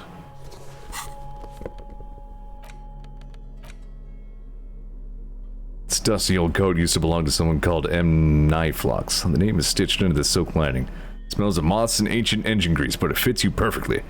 Strange, lonely emotion fills you when you tighten the belt around around your waist. All about this coat. Pinball machine has been taken apart and gutted. So this is where they brought faulty pinball machines to fix them up. A long time ago. Everything's covered with dust now. The lieutenant looks around the dusty, crowded room, inspecting the books on the tools on the shelf. Good reading, Z. This used to be a pinball workshop. Looks like it. I'm guessing Martinez North 22 used to be a pinball arcade before it became a hostel. There are machines left over. A creak, some dust falls off a shelf. Downstairs in the hall, next to the main door. One of them even works. I've seen one of the hearties bang away at it. But then it went bankrupt. Your skin crawls from making that connection. Could this mean the whirling in rags really is part of the doomed commercial area? If that's true, then our cafeteria manager is not going to like it. We should tell him what we found up here, omitting that suspicion.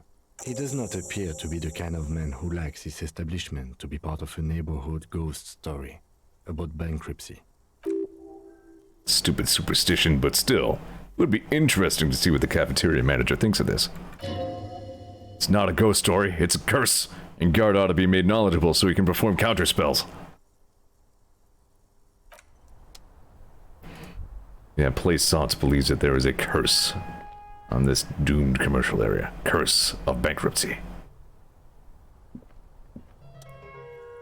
You clearly see footprints in the downy carpet of dust covering the workshop floor. Jackpot. These, like everything else here, are new. Someone's been here within the last week or two. 3 weeks maximum, from the dust coverage. It could easily have been 1 week too. You know, officer. This is good. He likes it. There's a little smile there in the dark of the workshop. It was a stereo investigation after all. It has now converged with our main investigation, adding a new fact to consider. Okay, what does this mean? It means someone snuck through what seems like a secret route, behind our rape victim's room, in the recent weeks. This may prove to be significant. Let's have a closer look then. Large prints, most likely made by Boots. The size is hard to determine. Sole could be bigger than Vamp. The soles have left a pattern, uniform horizontal lines. This doesn't look like the worker's boots from the hanging, does it? No. These little horizontal lines are different. They look custom-made to me. Or some kind of foreign print. Hard to say. Still a boot, though. Everything around you is quiet. The prints crisscross the workshop floor.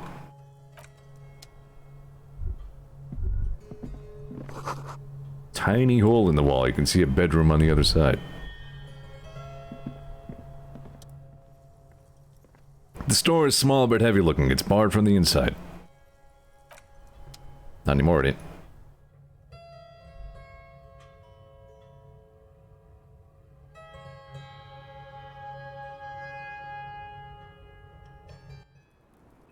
This is a really good game. Smell of cigarette smoke in the air. Astra menthol. And, well, look who it is.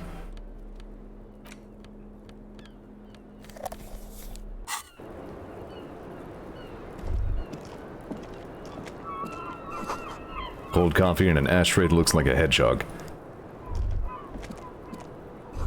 Look, a handful of dried white wildflowers. Just as you look at the flowers, a gust of wind raises them from the roof, picking them up into the air. You catch a single white flower between your fingers, the rest fly off into the wind. It's a Maybell. The young woman looks at the Maybell in your hand, just a glance, and takes a drag of her cigarette. The lieutenant gives you an acknowledging little nod.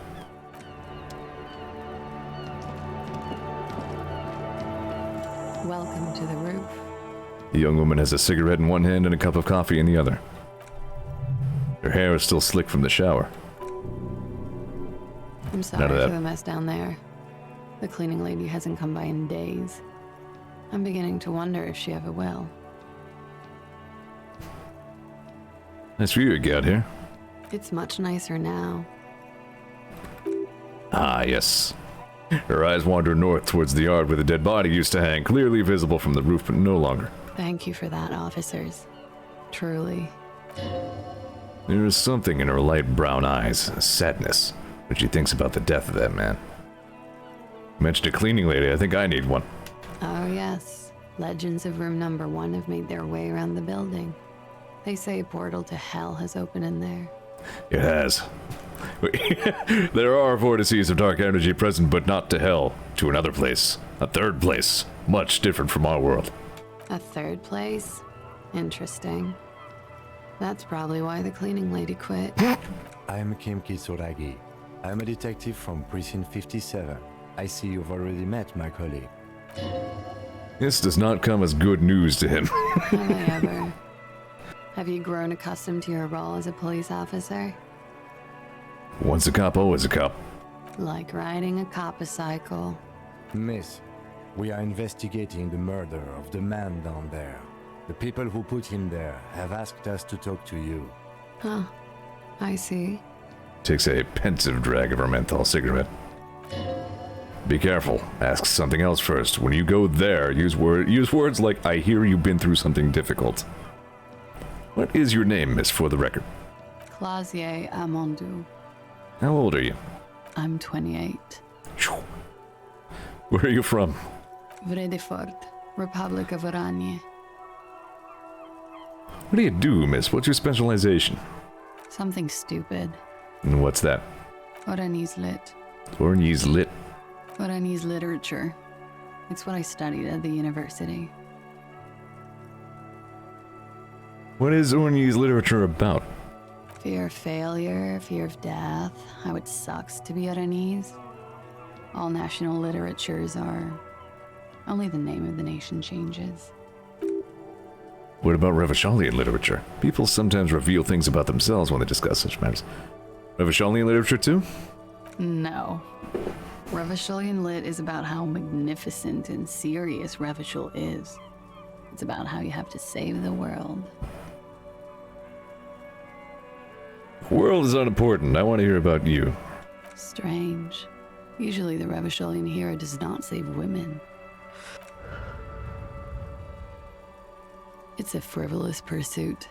He saves all of mankind instead. She seems quite relaxed for a victim of assault, but of course what seems should not be your priority. What is Oranje? A bad memory, officer. Bad memory of what? Of lilacs and lightning. Parks, glass, duraluminium. Vredefort is a conference city. It's always autumn there. A night. At least it was for me. What's so bad about that? Nothing. If you're no longer there. The conference centers are filled with people who get angry at you if you do something wrong. Did you do something wrong? Sooner or later, everyone does. Could we take a look at your passport, please? I'm afraid you can't, officer. Why is that? Because it's buried in a sealed plastic bag at an undisclosed location on the coast, along with cash and airline tickets. Thank you for your candor. Why? They say so in your tourist brochure. Keep travel documents away from your person when west of the river. How do I know you told us your real name? If I were to lie to you, I would come up with a more mainstream name than Clausier Mondu. It's a weird name. She seems to be telling the truth, sire. Okay then. Okie dokie. Thank you, that's it, for the record. The record. So official. What is this wildflower? She looks at the dried petals in your palm and then lightly touches one with her fingernail. Chipped white polish covers the nail. It's long and sharp like a mini dagger. The petal crumbles on contact. Pretty.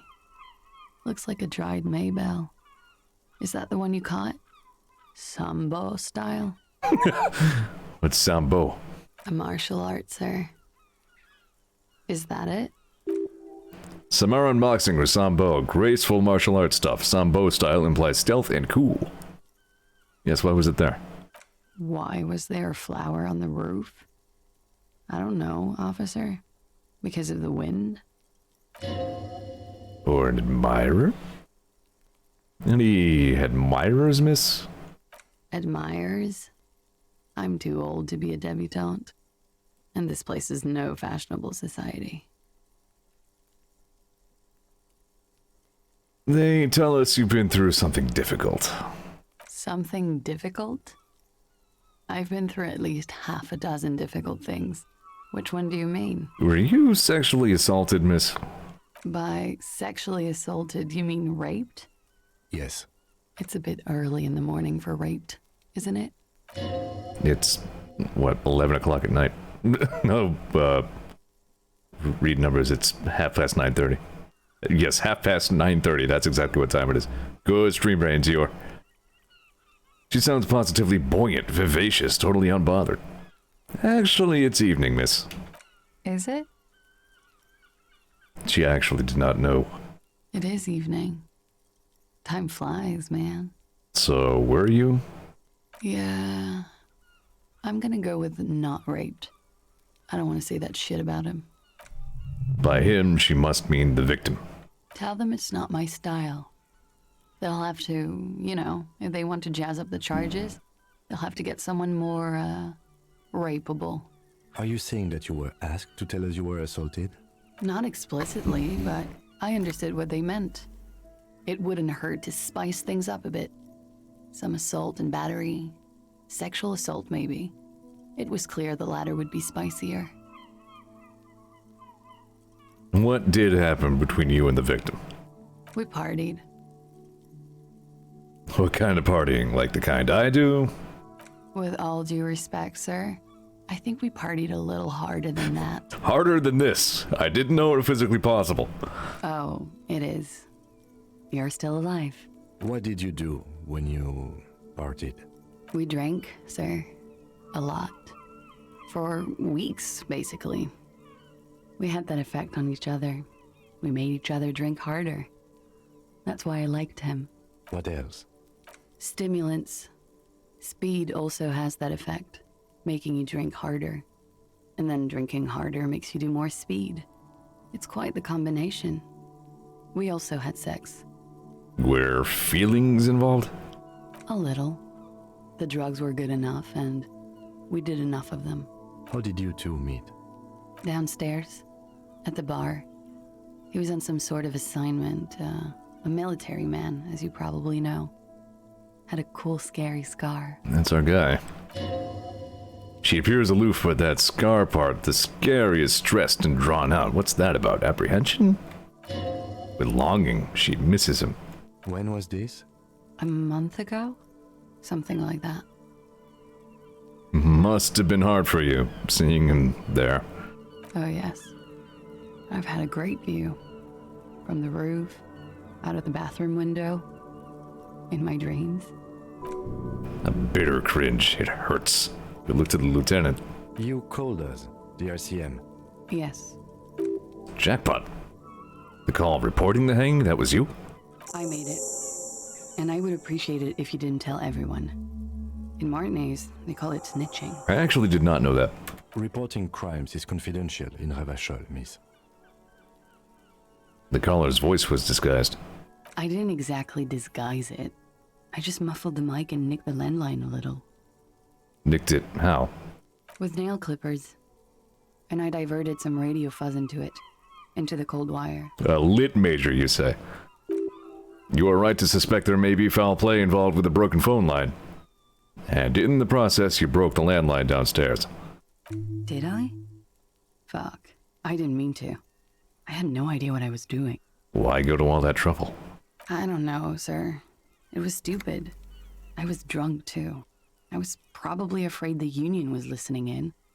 Locals say they have ears in the wires. Thank you for making the call, miss. It was the right thing to do. I didn't want to, sir. But if I hadn't, he'd still be hanging there. Yeah. What can you tell me about him? Name, eyes, age? I'm sorry, I can't do it. Not right now. Later, maybe. I keep seeing him. Like he is now. I can't talk about his... I don't know... hair. I know it's difficult, miss. We can return to it later. She meant she sees him in her dreams. You pissed it all away. All of it. Elysium. What did they hang him for if not rape? He had something to do with the strike. One has been roiling since I got here. Rotten timing. But you probably know all about it. And his role in this strike was what? I think he was in a security detail. He was ex-military, worked for Wild Pines, and against the Union. We didn't discuss work much, if you know what I mean. But I understood it was dangerous. And they lynched him for it? She nods. How do the Hardy Boys know you? They're frequent guests. Downstairs, they have a booth for Union members. They're probably down there now. And how did you meet? Over drinks. It's been a long, boring winter. Did you party? A little, yeah. Like you partied with the deceased? No, not as hard. I'm sorry to have to ask this, but have you had a physical relationship with any of the Hardy Boys? I have. Oh, which one? Which ones, sir? I don't remember precisely. Titus, obviously. But as I said, it's been a long winter. Could that have been part of the reason they hanged him? Could that be why they lynched him? Jealousy? I hope not. Actually, I know that's not the reason. I'm careful about that kind of thing. Not crossing the wires, you know? But that's probably where they got the rape idea. What do you mean? Men like that? I don't know. It's the way their imaginations work. I suspect it's what they'd like to do to me. So Titus asks you to spice things up for us. Pretty much. Thank you for telling all of us all of this, miss. She breathes a silvery sigh of relief and weariness. The air on the roof feels humid. Should we head by downstairs, officer? We may have things to discuss there. Indeed. As she says so, you feel the young woman looking at you and get a feeling you can't quite put your finger on. A suspicion? I had something else before we go, a little thing.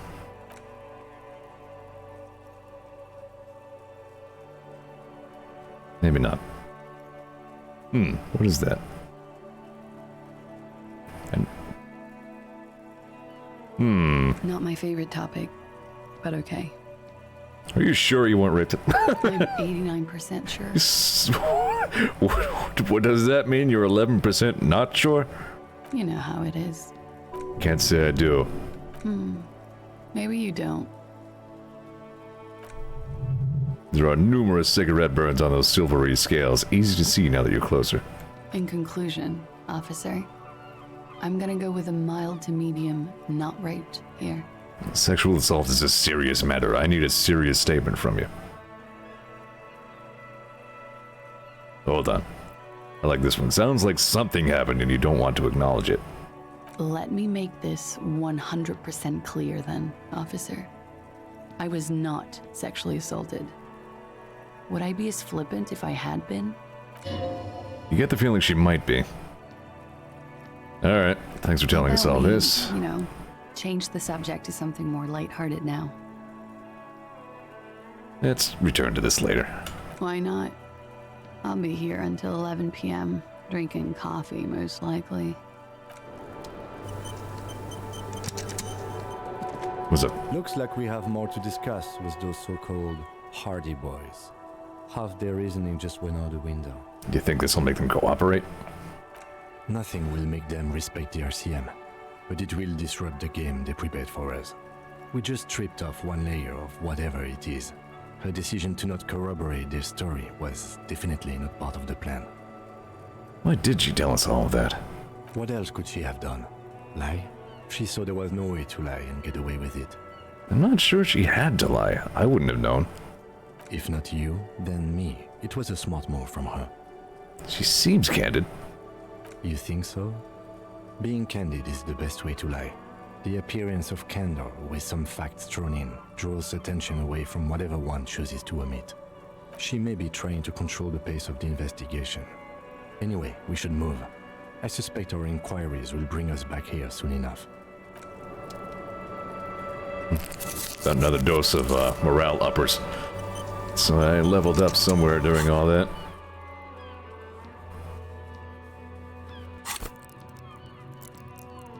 Yeah, I'm not... I think I'm gonna do what I did before and kind of hang on to this skill point for a second. I'm not going to leave the way we came. We're going to go through Classier's apartment. Classier. See, there it is. Revachol. Everybody keeps pronouncing that CH harder. You feel someone watching you behind the glass door, a woman. I wonder whomst.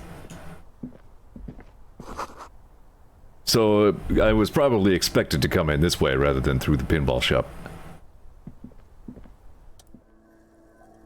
The window is pristine on the inside, unlike the one next to it. Light from the desk lamp reflects off the glass in an untarnished golden halo. Smooth as ice. There are spots of mud and rain on the outside, even smudges, but the surface of the window is clear from the inside. No chips, no hairline fractures. This window was recently replaced. Looks like it, yes. You know which window has not been recently replaced? What is this, guilt now? Whatever it is messing with your concentration. Stop distracting him, he has work to do. Bless if I recall, the window had been giving him shit ever since he got here. Fuck that window. You heard what it said about my mom, I'm not gonna stand for that.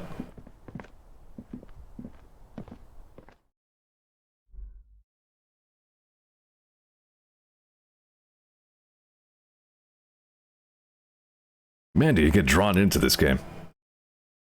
Like, there's been, like, barely any side conversation going on here. Like, everybody is fully invested in Disco Elysium.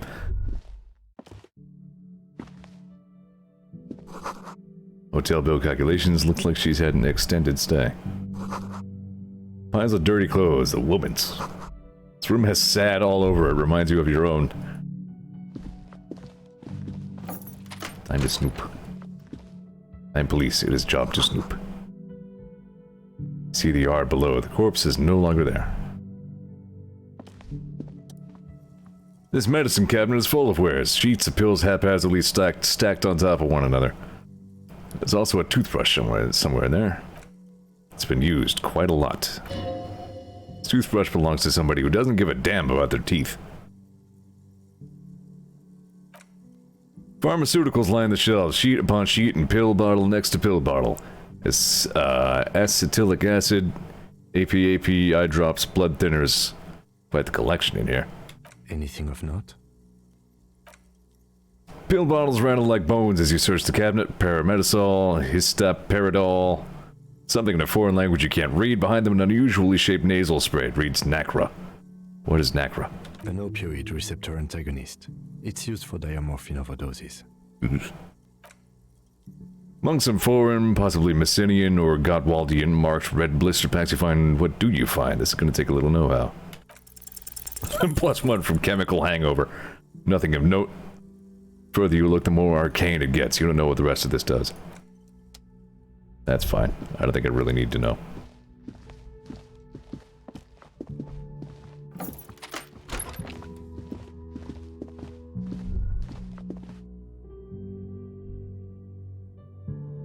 Maybe Gary the Crypto-Fascist will be there. Fucking Gary the Crypto-Fascist. Damn you! Damn you and your clinky, probably a part of armor that you horked off the body.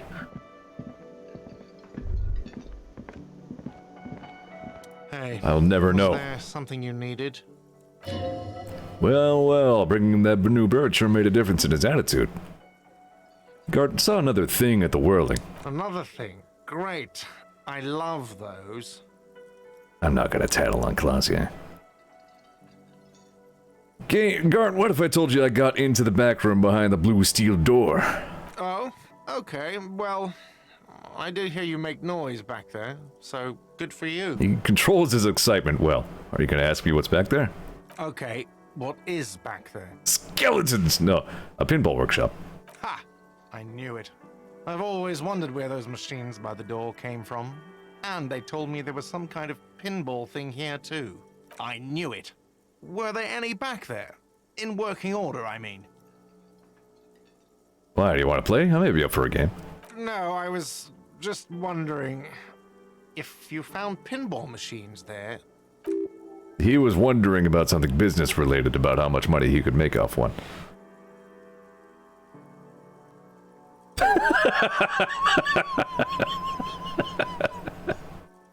They're gonna turn this place back into a pinball arcade? No, but we could diversify the entertainment options, seeing as you've opened the door back there.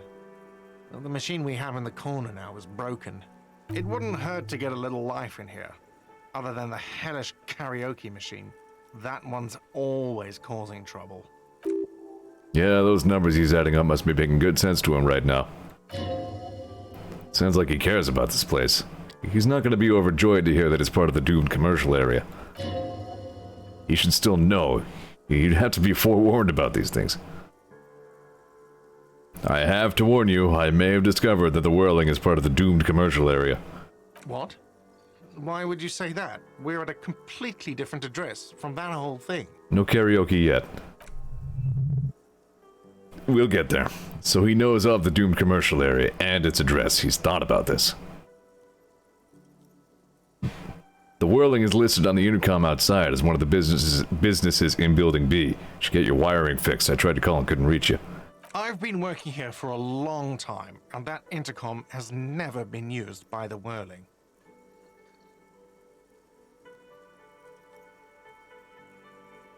Hold on, not once? Isn't that already a sign of decline? It's a sign of the whirling in rags not being part of the doomed commercial area. If anything, we're revitalizing this neighborhood. Relax, Mr. Gart. I'm sure there is no doom. He simply wants to share his discoveries with you. The whirling was once the East Delta Pinball Arcade, which failed, though perhaps the whirling will escape the curse. Does this look like part of a doomed commercial area? This pre-revolutionary tilework, these high ceilings, the nice rooms, well, most of the rooms. For 14 years, man. That's how long I've worked here. I've kept this place up through hail and through sleet. Fuck me, some doom ghost.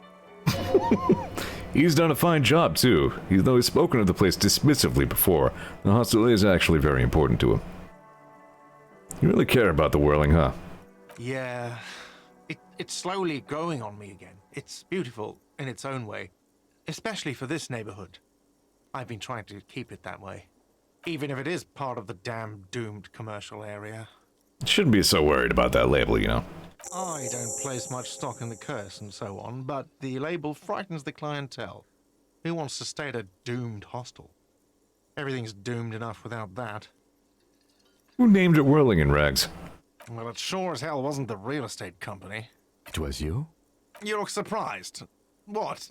It's a great name, I know. Cafeteria managers come up with great names too. It's from a song. A song? Hail, Holy Queen, by the Ateniers. Hail, Holy Queen of the Sea. You're whirling in rags, you're vast and you're sad. Good pick. Well, good luck to you with this place, then. Luck has got nothing to do with it. I need to think about where I'm going to place those pinballs. I have a feeling they're going to help. So, if you didn't have anything else to tell me about my establishment, can we, wrap it up? There's a peephole in the wall. What wall? Upstairs in the secret back room right next to Classier's bedroom. Found it when I found the pinball machines. I'll have it fixed at once. Thank you for letting me know. I assure you, the whirling does not abide spying on its guests. Alright, you've been notified. Thank you. I'll patch it up personally. Was there something else about the establishment? I obviously have to try karaoke here because, like, Wally's here. Because I barely had any spectators when I did it before. Yes? But let me deal with the Hardy Boys first, then karaoke.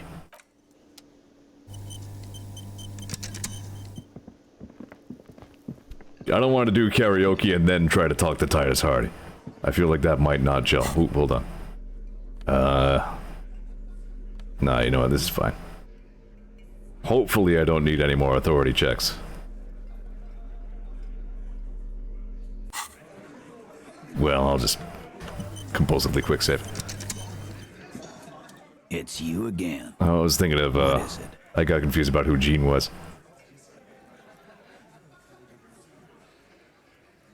Classier says she wasn't raped.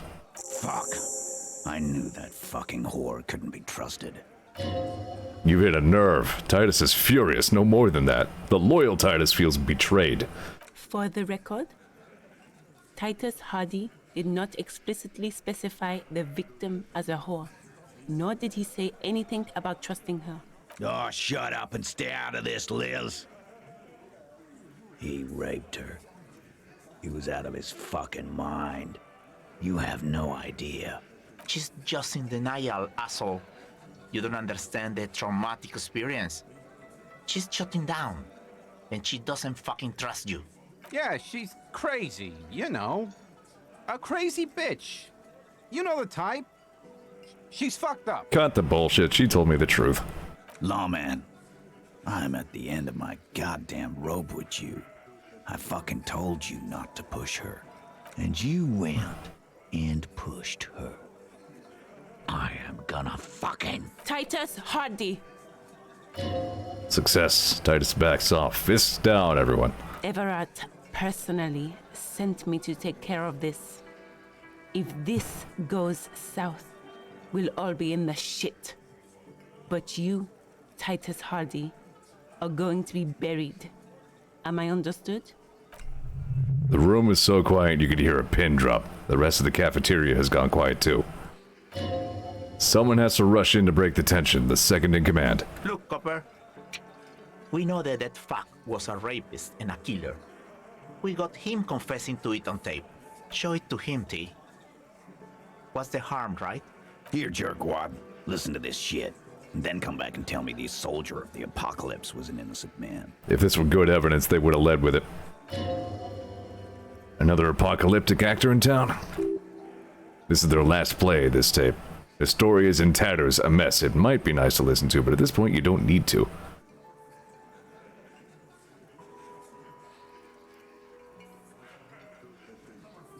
So what's on this tape?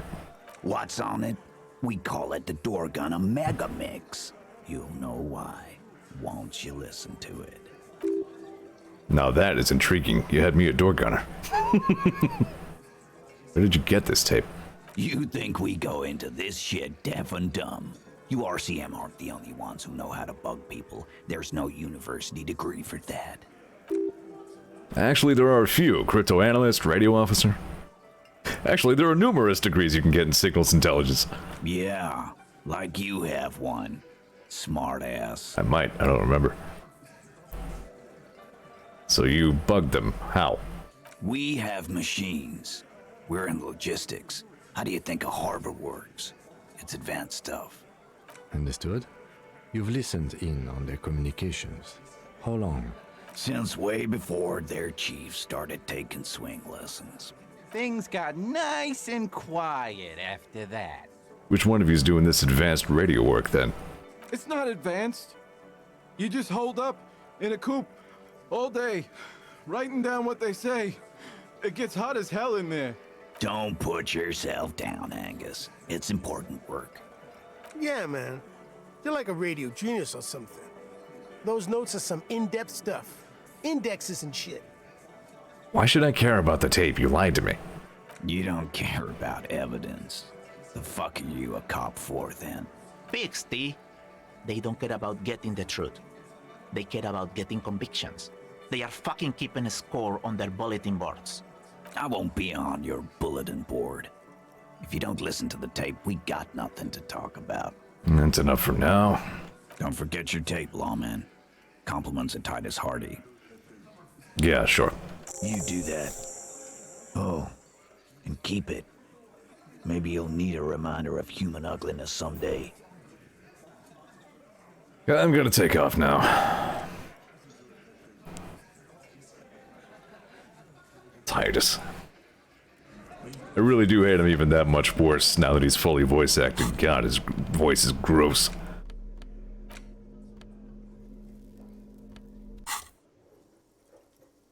Six crumbling petals rest on your palm. They're a white, bell-shaped crown. What is this, Kim? This is the Insulindian lily, called Maybelle's or Lucille's tears during the Revolution. Girls used to pin these on soldiers before sending them off to battle. Is it a coincidence, this being on the roof? Maybe. Maybe not. We'll see. Hang on a sec here. Alright. Very well.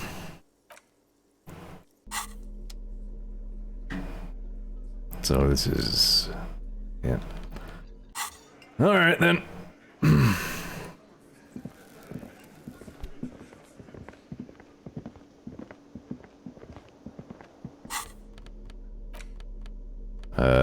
Boombox. The perfect cop right here. The portal reel is just what you needed. The reel is attached to the apparatus with a satisfying click, and this is the exact same text that we got earlier. You push Command air and the tape starts spinning. Violent static and machine sounds fill the air. This isn't Revachol. This is a fucking village. I can almost see the elephants. The harbor. That's the son of a Kvalson crane. When this shit is done, I'm gonna tear that place up. Soldier of the Apocalypse style. Kill shit. Dogs and chickens too. Gonna run a room, Cordy. A real nice room. I don't give a shit. I'm fucking done. I'm done mentally. Macho Man Randy Savage? I'll fucking do them all in. Rape that disco cunt on the counter. You know, the dance a whore upstairs. Do it Kohoi style. Never did get that taste out of my mouth. The lieutenant presses the button marked Arrêter on your portal reel. The tape stops spinning.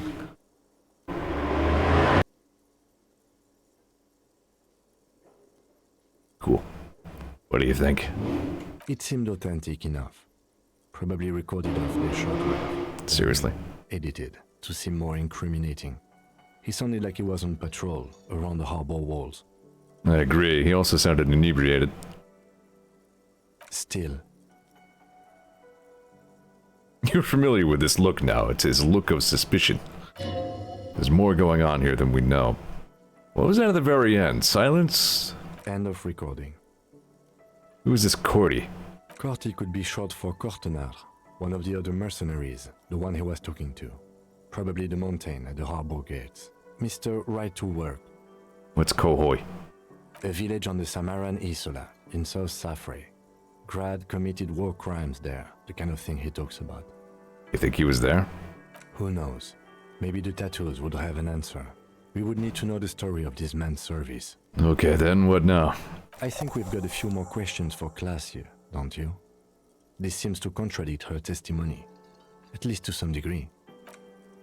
As you take out the tape, the boombox tunes itself back to the cheery radio again, spewing out beats like it's a Friday night.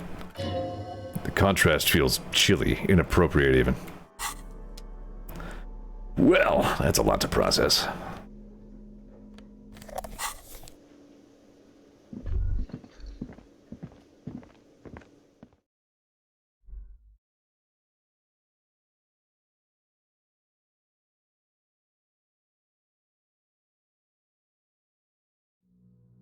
All this and what we still need to do is, like, find one person to pin this murder on.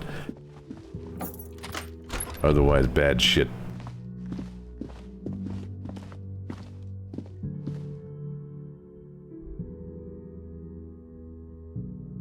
I might have to buy this game's soundtrack, damn. There are a few soundtracks I should probably buy. The Messenger, too. I own almost everything else Rainbow Dragon has ever published.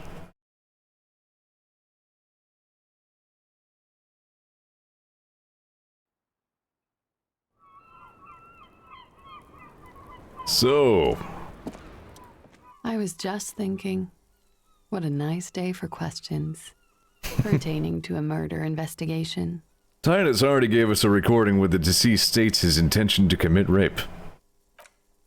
She puts her coffee cup down. With a soft ring as the porcelain meets the metal table. This does not surprise her. Did he? I never said he was a good man, or that he had good intentions. Only that he was never bet to me. On this tape, he specifically identifies you as the target. Where did they get this recording exactly? It's intercepted radio chatter of the deceased. Recorded via de-encryption station. It's authentic enough. Does he say he's gonna do it Soldier of the Apocalypse style? Those are the exact words he used. Yeah. That was practically his pickup line. Did he say whores a lot? Was he pretty much on the verge of doing it Kohoi style? Kohoi was mentioned. He wasn't actually there. He didn't do a tour, or at least didn't tell me he did. Would have been overkill anyway. He lived his own little Kohoi. It wasn't his everything. Why say things like that, machismo? Yes, was he bragging? Oh no, I'm pretty sure he did all those things. Then integrated them into his idea of normalcy. To keep on living. Until they just sort of turn into his, Persona? What's the word I'm looking for? Persona? Running joke. Persona? I was gonna say running joke. And it sounds like you didn't even get the good bits. Lely's punchlines got way, way funkier than that. He was like the Seminoles conflict, the Kohoi massacre, and the 36 famine in Yezut all rolled into one person, then cast in Orani ceramic armor, which he wore in bed and in the shower. Persona? When he said he was done and done mentally, it didn't sound like a joke. It sounded like a deeply troubled man. Hold on, he said he was mentally done. That sounds like a broken man to me. Well, maybe I pieced him back together with my magical personality. You like this kind of stuff? We're all scraping up any happiness we can find, officer. Going around with our little scouring sticks. You, your first love, Mr. Kohoi here. Did he tell you he had actually done any of those things? He and Martinez, I mean? No. We were too busy laying waste to our own nervous systems to direct any of the fury outward. He seemed happy, I guess. At ease. As much as a man like him could be. There is a small measure of pride in her that she could quell the rage in such a being. What kind of a man was he? Before you go ask for details, she seems okay to talk about it. Thank you for clearing that up, miss. Whenever you're ready. I'm interested to hear what Titus Hardy has to say now. She takes a very small sip of her coffee and smiles. Now that you've had some time, can you tell us more about the victim? Like, for example... You've had like an hour. Are you ready to talk about it? Actually, officer, I didn't know his name. I just called him Lely. A nickname? I guess. He came from Lelystad. It's short for that. And it was his army name, apparently. He said his real name wasn't his. I tried to pry it out of him, but it was no use. Lelystad. That's a good start. We have a few questions you can help us with. A few things a field autopsy alone can't answer. The young woman cranes her neck trying to catch a glimpse of the page the lieutenant passed to you. On it is a list of autopsy observations recorded neatly in blue ink. The last missing pieces of a puzzle of flesh. How old was he, miss? He was 42. 42? Are you sure? I would have had him above 50. He had many scars that made him appear older. But no, we even celebrated his birthday like some weeks ago. It was a funny 2 days. He had little reason to lie to me. Looks like you were right, officer. Lieutenant taps on his notebook once as though assigning some kind of point. Points are good. Have one, you old dog, before we all die. The young woman looks at you, then the lieutenant, then you. She's clearly sensing something, a spike in testosterone levels, perhaps. His eye color? Blue. Light blue. They were like little blue galaxies, you know? It was strange, seeing those eyes in his fucked up face. Pardon the swearing. I do him an injustice. He wasn't ugly. And he had a beautiful, soft voice. Very surprising, what with all the scarring. It was quite something, watching him speak. He had a combat wound on his chin and mouth? Yes. Severe. It made him look like half his face was cracking away in some strange smile. That and those eyes. Ah, yes. His hair, if you can remember? It was light brown, almost blonde. He darkened it with brilliantine, made it oily, not nice to stroke. I couldn't convince him to leave it alone. He had a tattoo. What did it mean? Oh, that. It's clear she liked it. You liked it? Quite a lot, yes. Was it a map of his service history? Sure, service history. It was mostly for showing off to chicks, though. For showing off to chicks, how so? How? Imagine him lying in bed. Freakish musculature laid out on the sheets. Scarred, of course. Tattooed. The sheets are dirty for some reason. Is this Ornese lit? Yes. This is the very essence of Ornese lit. A moment's respite. Dark and hopeless as the struggle itself. He's smoking and drinking, of course. And his chest and shoulders and arms are studded with stars. Tens, hundreds of them. Maybe even thousands.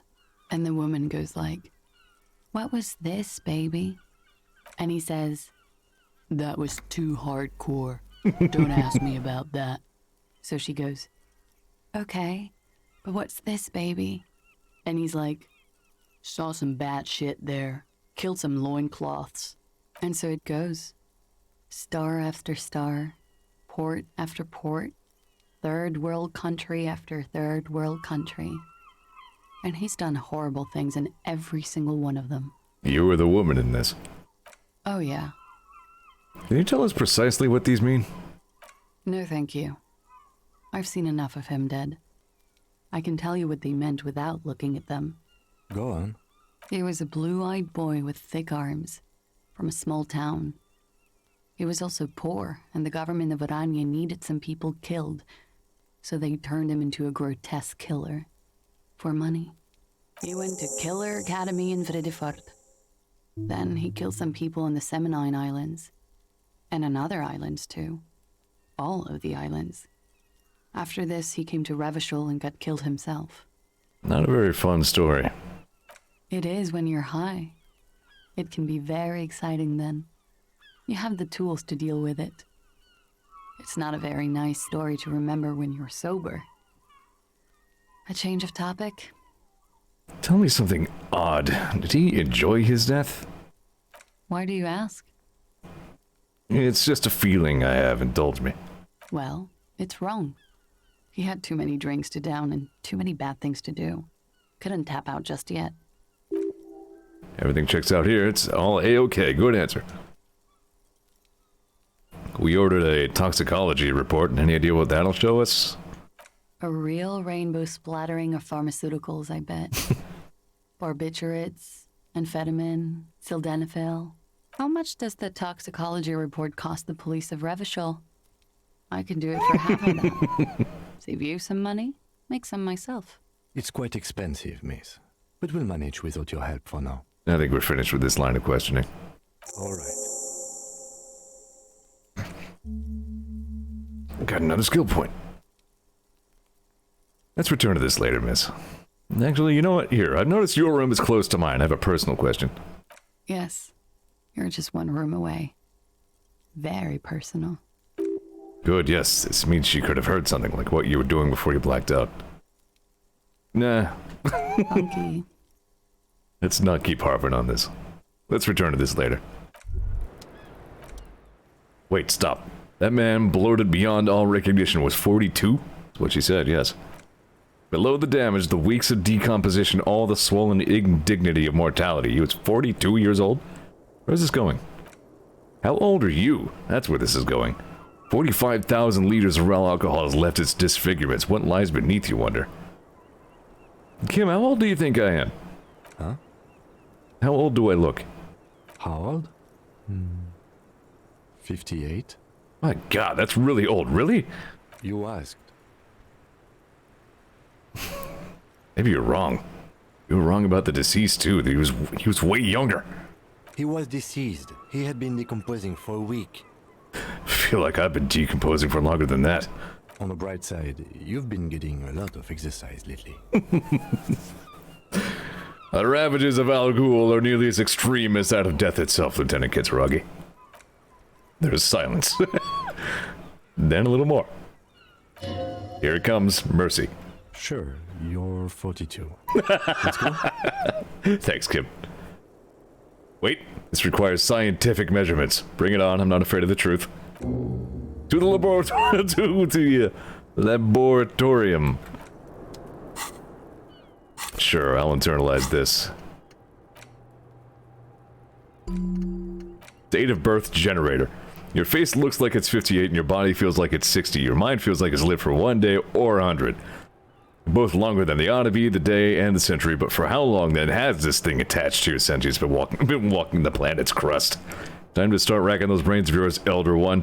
When and where were you born?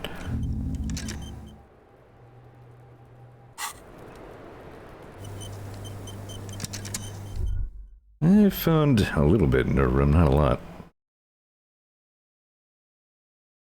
Oh yeah, in here, there's like there's a whole bunch of shit in here. But yeah, I don't think we're there yet. Yeah, that's later.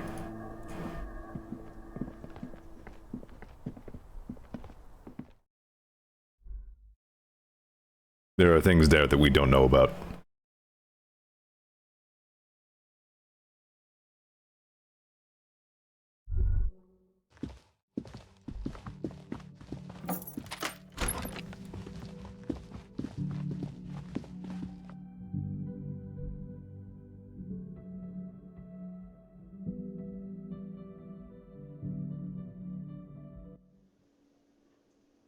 I don't think the badge said so, did it?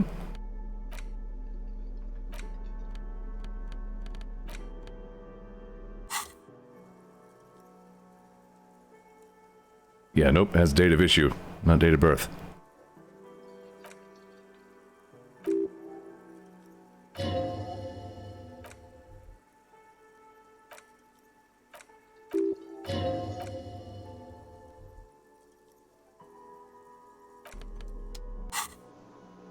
Well.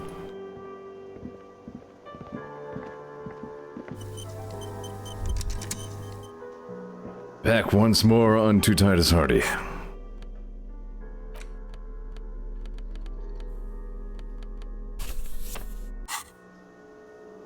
Oh, he's... never mind. Guess that became a job for tomorrow.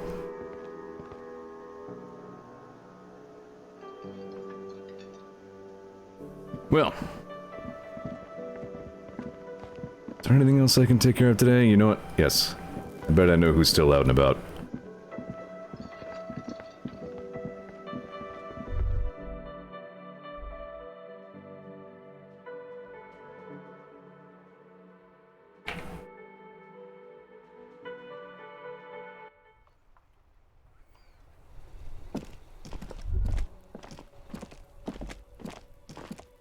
Stupid fence.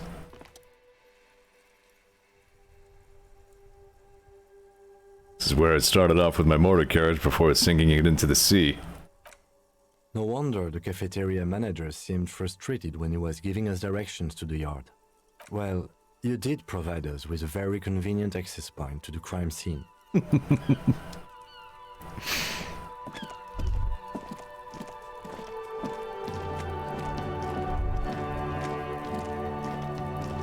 Let's talk with my best friend Kuno. You missed a good show before. A kid came by and completely fucked the tree to pieces. He fucked the tree up! Fucked it good! It was porno! Wish I had been here to see it. Now I do have some questions. Shoot that shit at Kuno, Pigonort. Wouldn't happen to know anything about any missing locusts. No, Kuno doesn't give a fuck about bugs. Oh my god, I told you that shit is lame! Shut up, see. Now they're gonna take you to lame prison! She sounds like she's about to cry out of disappointment at Kuno's newfound lameness. Hold on, no one's lame here. Just tell me what happened. Deny everything, Kuno. You need to lawyer up. Kuno's not gonna say anything without his lawyer present. There's definitely something going on here. Remember the pig's head shack? You need to check that out. Kuno doesn't fucking care. Gonna take you to lame jail. For dumb losers and nerds.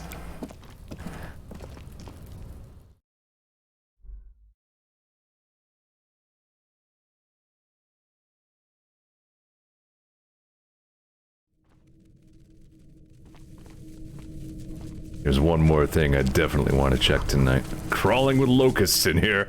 All around you, the hisses and chirps of locusts fill the musky air. The earthen floor of the shack has been shaped into mounds of mud coated with little holes for windows. Dotted with little holes for windows. Like skyscrapers, spires of dirt and sand rising, accommodations for their insectoid inhabitants? Well, detective, it appears you've solved the case of the locusts. For the missing locust case, which is a sub-case of the imaginary insect case. So at least that's going well. Yes, precisely what I was thinking. Yes. I feel we are nearing a real breakthrough. You think the Insulindian Phasma is nearby? If anything, the presence of the locust points to the opposite. The Phasma did not take the bait from the traps. It was Kuno. The Phasma doesn't exist. But what do I know? Use your powers of deduction. You knew the magic bug was nowhere near here. The Phasma is impairing your judgment.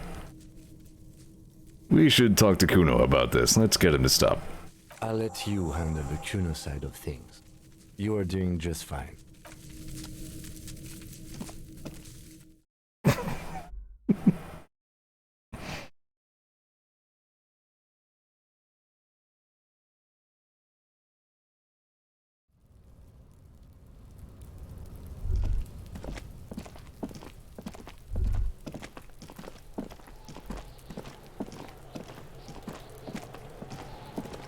Kuno's like Kuno's dad.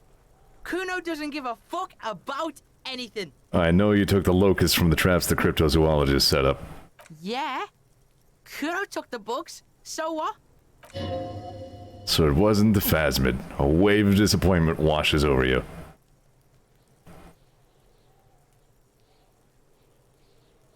You say you don't give a fuck about bugs and then you go and build a whole bug town. It's not Bugtown. It's the city of locusts. Locusts aren't just bug shit. They come out of the sky like a fucking shadow. Shit descends. Stop! It's like their fucking night. Locust City, Night City, City of Rage. There's a tug of war over the name of this fantastical city. It's almost too big for his imagination. The girl forces herself to watch again, the corners of her eyes twitching from discomfort. City of Rage sounds like a cool place. Kuno, the pig wants to help you. That's your name it is. Please just don't say you're an artist. Maybe I am an artist. You hear that, everyone? I'm a fucking artist now. Making art is a worthy calling. I'm something of an artist myself. Oh my god, Kuno! He's gonna make you totally lame in, like, 3 seconds. Don't let him, Kuno. Yo, fuck you, see? Kuno can be what Kuno wants to be. Kuno's his own man. Kuno's free. He tears at the button of his shirt, trying to rip them open. They don't give way. Kuno made himself into Kuno. Kuno can make himself into anything. Kuno can make himself into a pig if he wants. Kuno can make himself into a... Kuno doesn't give a shit. Don't make yourself into a pig, Kuno. You'll have to take me away. A leaden silence fills the yard. In it you hear snow melting, dripping from the eaves. Someone is closing a window. So that's what this is about. Me and Kuno discussed this. I promise I won't do that. I don't believe you. She disappears entirely behind the fence. For once, the boy is lost for words. He's turned completely red now, with splotches of white beginning to appear across his face. Use this momentary confusion to take control of the situation. I need you to stop taking locusts from the traps. The cryptozoologists are trying to find something very important. Those locusts are bait. I don't know.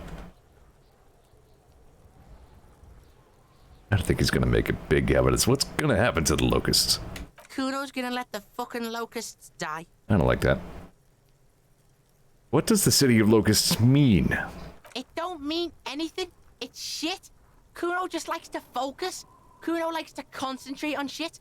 Build shit when he's zipping hard. Fuck. Pig, you really shouldn't have fucked with Kuno City. Now it's all fucking lame. I need you to stop taking locusts from the traps. I don't give a shit. I don't need the locusts anyway. Shit is all lame now. C was right. The girl's face appears again above the fence, just long enough to make eye contact with Kuno. She doesn't know whether to be glad because Kuno's finally convinced of the lameness, or more worried because of this continued use of the first person singular. Kuno is Kuno, not I. Okay, now that that's settled, I better be off. The fuck are they trying to catch anyway? With the traps? The Insulindian Phasma. He recognizes the name. Wait, do you know what the Insulindian Phasma is? Bitches think Kuno doesn't know shit. The fuck out of here. Kuno's tired of this shit. There's silence between the two children. They are not saying anything to each other, nor looking in each other's direction. I've gotten more in-depth with Kuno in this run than in any other by a long shot. But anyway. Yeah, I guess that won't be a problem anymore. Potentially.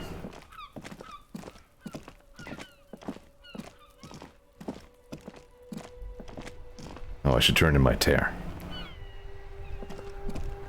If the fridge is still open. I could pay for a night in the whirling in rags, but why wouldn't? Nope, fridge closed. Actually, now that I'm thinking of it.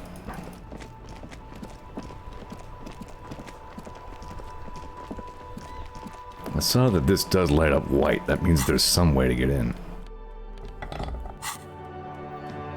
No, still. I know you can unlock it from the other side.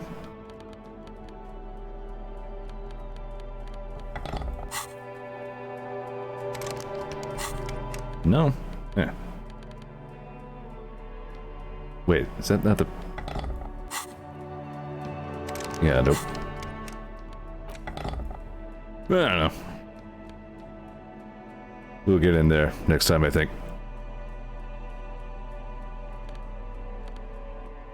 Smelly toiletizure.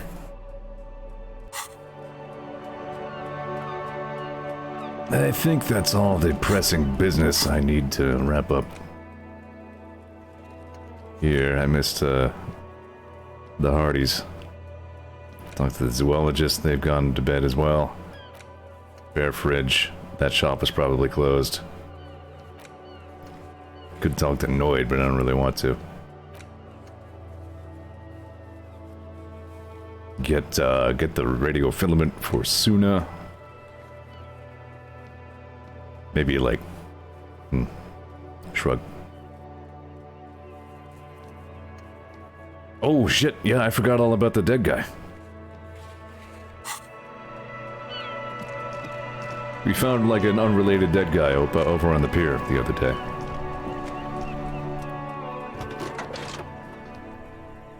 This is Precinct 57. How may I assist you? Connect me to Jamrock Public Library. Oh, okay, hold on. I need to report a dead body on the Martin S. Boardwalk.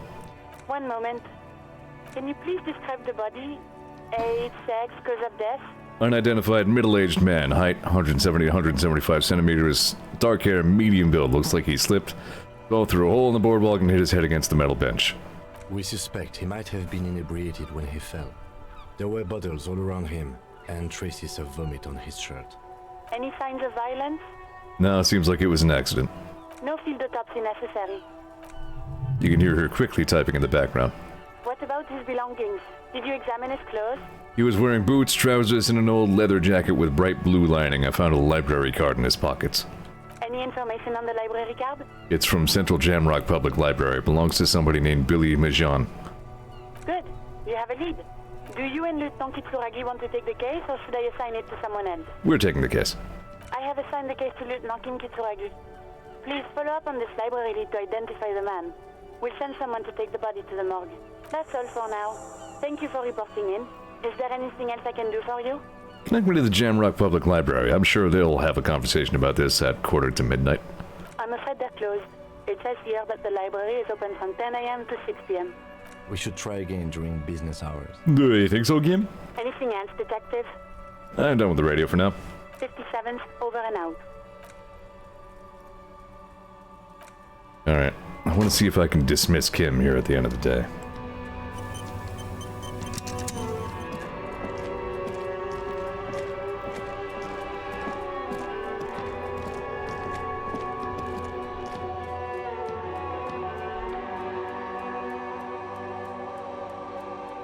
act like I'm going to my room, I guess.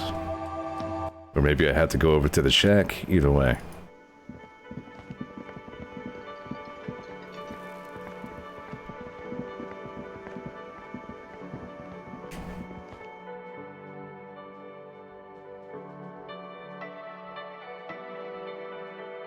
Yeah, I probably have to go to the shack, but we'll see.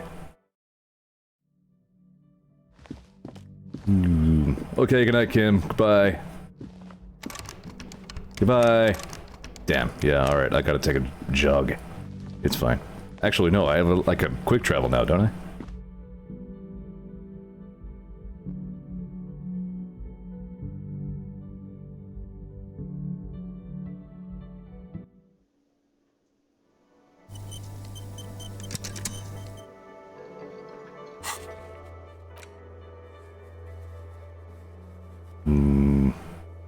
Supposedly? I need to be outside.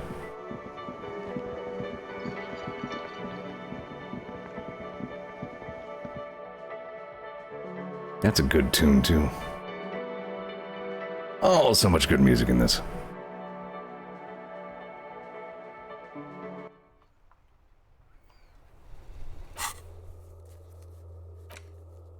Yeah, there we go.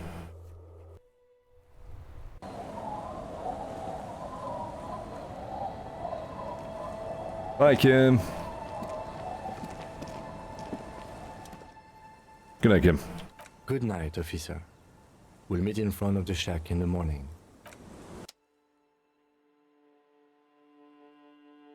Of course, I'm not done.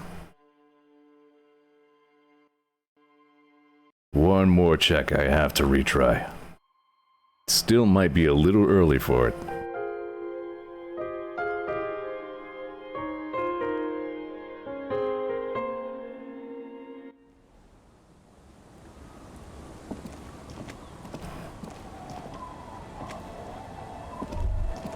Well, these people still out and about. It's almost midnight. This old lady's still sitting out in the cold. I guess I could talk with these guys if I want. I don't think they have anything noteworthy to say. Good to see you, friend. Do I have deals set up for you, buddy boy? What are you talking about? So what do you want? I got smokes. They're cheap. Very cheap. I got Pilsner. Great deal. You won't get a better deal on that piss. Spirits I can let go for 300 real. What? I also have speed. And by speed, I mean amphetamine. There it is, bratushka. You feel your necktie strangle you with excitement. The spirit! Let's buy the spirit. 300 real is a lot, but this has got to be done. It's our end game. This is just another stupid drunk idea that I'm having that I'm attributing to my necktie. Rodden, you don't understand. It's not just another drink. This is what our relationship has been building towards all these years. It's the climax, the mystery, the virginal sigh. You have to buy it from him. Get it off him. Kill him if you have to. Our ultimate fate depends on it, and the fate of many worlds. Nope. In the civilized world, it's a custom to tip the shopkeep, friend. But come back anyway. That's troubling, Mr. Necktie. The legend returns. Bye.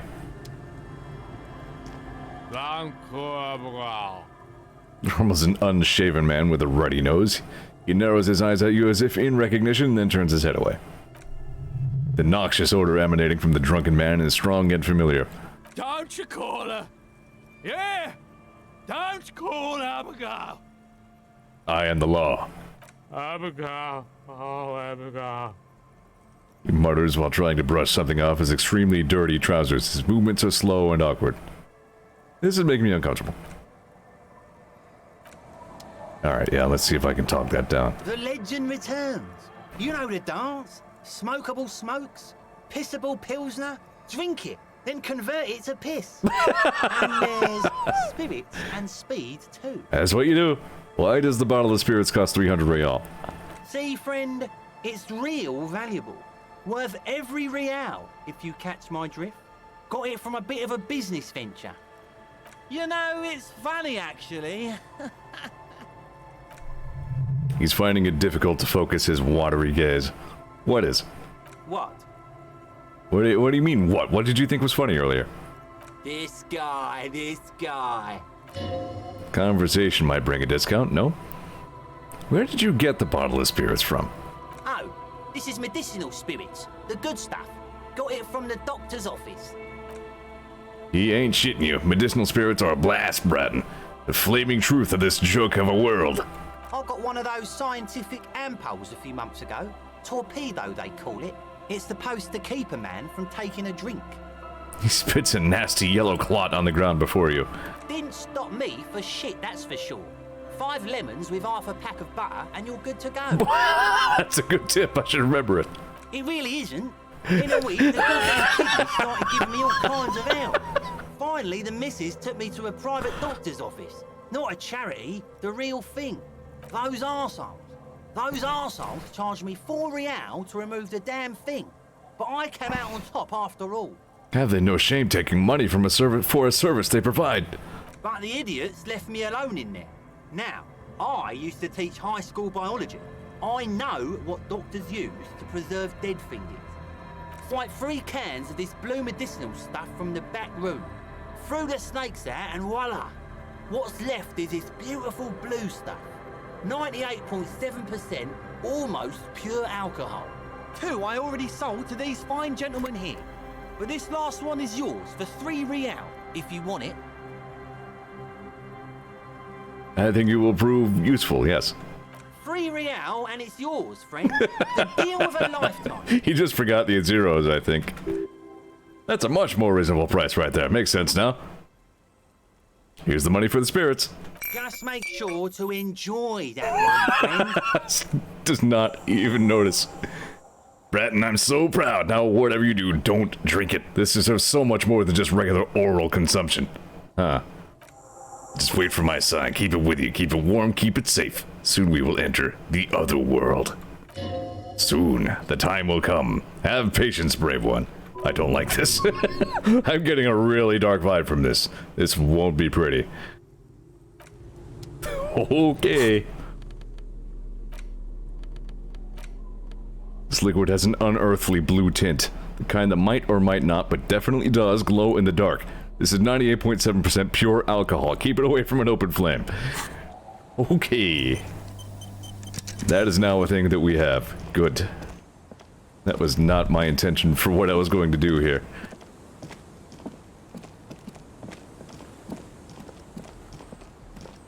That's what I was wondering. It's just like, this is going in all sorts of unsavory directions. It's gonna be my celebration for when Kim and I crack the case. I'll be like, hey Kim, check this out.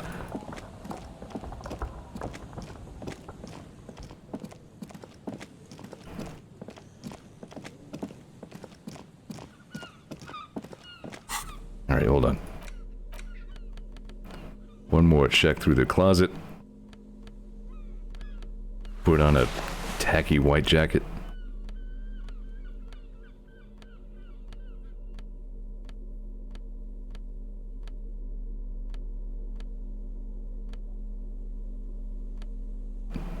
Ken says there's a logic check attached to that if you don't have the necktie conversation. Uh-huh.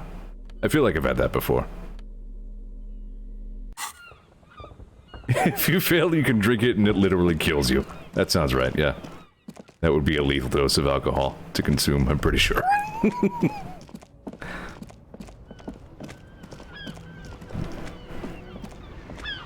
Man, it got dark.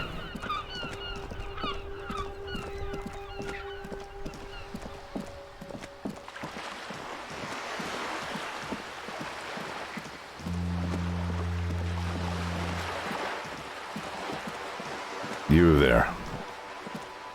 The wall.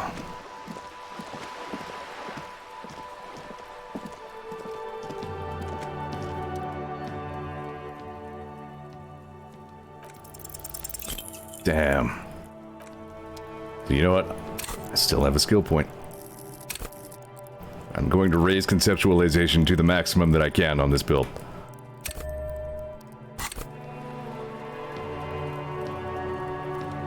I'm going to make a permanent save here just in case.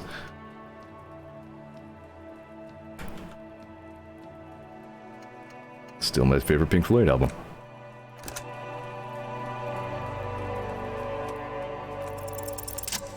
Yes. Because you see, finally, this wall is sublime. Look at it. The shadows, the colors. All the other walls and all the other houses must make a pilgrimage in adoration of this, the uncontested pinnacle of wallcraft. Color peeled from the very face of God. Oh, Wallfather. Yes, I must paint this wall, add to it. Absolutely, now I just need the materials. You already have the heavy fuel oil to use as paint, and Cindy the Skull has a paintbrush. This is completely doable. Yes, great thinking. Go talk to her. This wall will be waiting. She's still out. It's past midnight.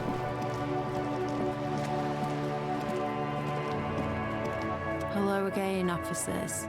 Have you come to admire my mural? Cindy, I'm gonna need your paintbrush. What for? The apocalypse is coming. I need to warn people. What do you think I'm trying to paint here?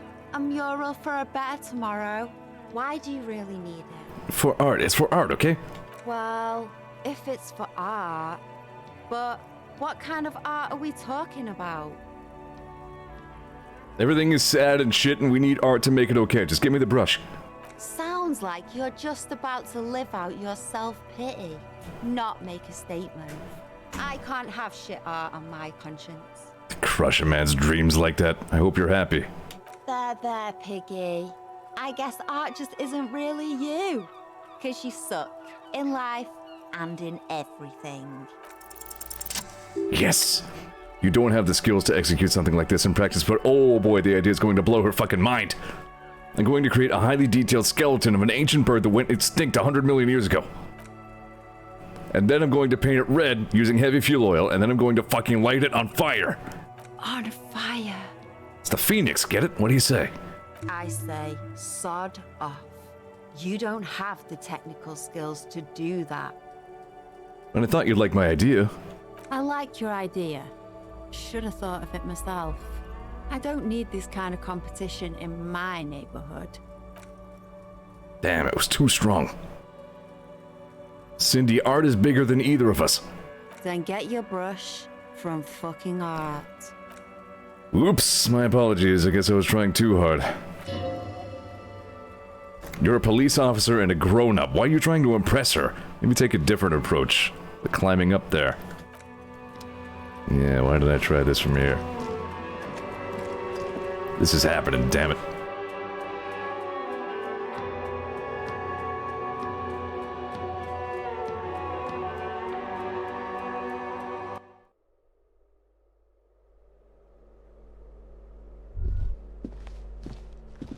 Very quiet in here.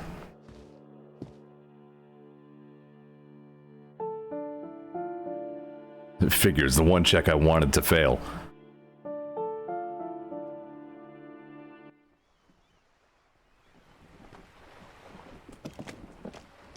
Hold on, do I still have an authority penalty?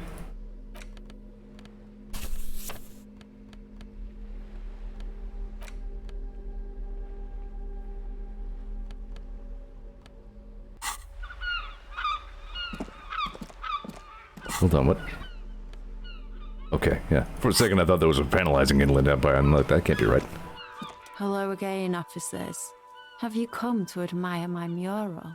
I'm sorry for invading your personal space like this, but I'm going to take that paintbrush from you, kiddo. And I need an aircraft carrier. So what? How come you're letting this baby rat run circles around you? End this now. Cindy, I'm going to stand here until you hand over that paintbrush. Have you got any kids? Because you sound like the world's saddest dad right now. But fine, take the brush. I'm all out of fuel oil anyway. You know what you've got in that fuel canister you scavenged from your Kanema? Red-dyed heavy fuel oil. Time to get to work proper. Proper work, artiste. Catch you later, Cindy. I figured the biggest thing I could hold over where her head was, like, I will be near you until you do this. Anything but that, please. Take the brush.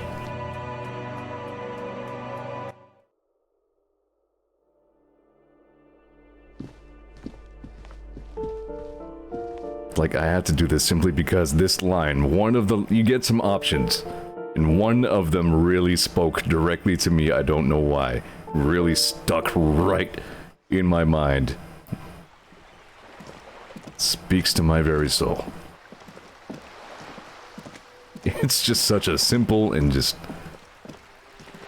the right kind of stupid artist stuff. I guess I don't actually hold these.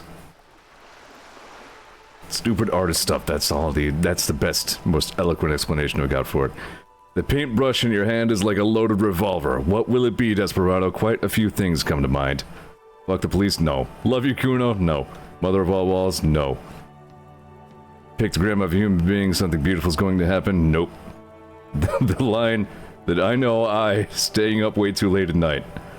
I've scrawled across the floor of Space Station 13 before. What shadow lies there beneath the bright gleam? Oh, yeah. I think that might be a new animation.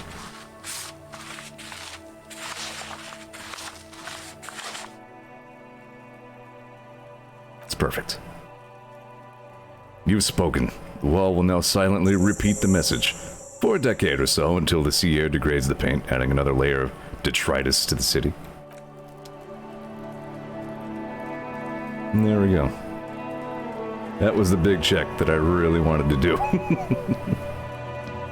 I just love that line. It says so much.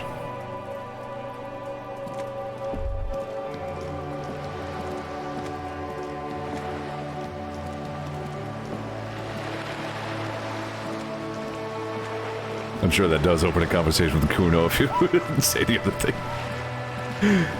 I don't love Kuno that much. Sorry.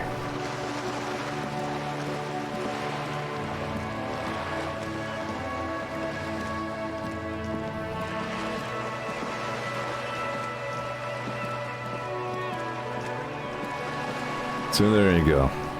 If you were in a space station and you saw what shadow lies there beneath the bright gleam written on the floor, now you know what it's from.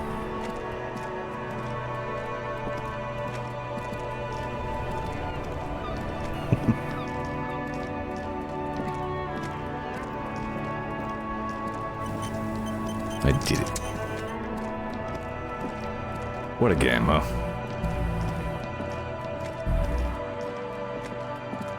Like, when you think of video game as a concept, you don't immediately make the logical jump to Disco Elysium.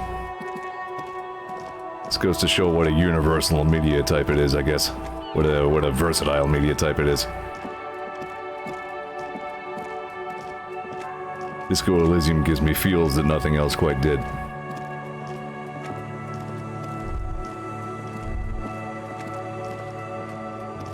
Some new feels, some familiar feels.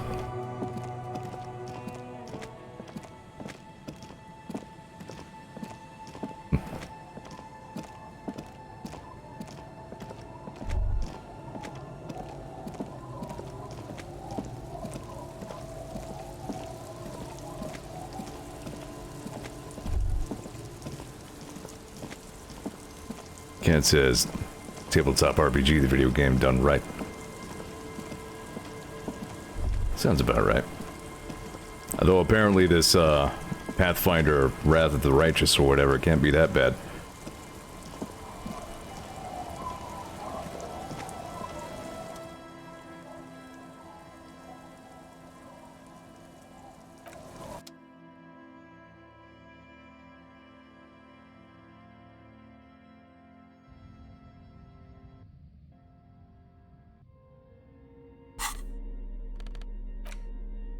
Gonna put my cool pinball coat back on.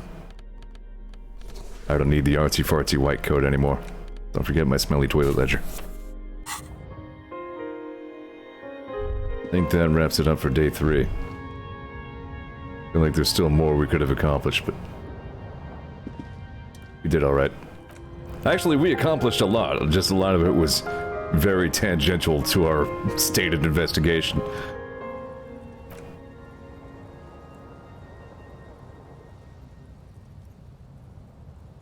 Across the room, the heating system hums its soft lullaby. The mattress feels soft and sheets warm. It only takes you moments for the world to fall away. Actually fell asleep this time. Thoughts, baby. A million little lights in the dark.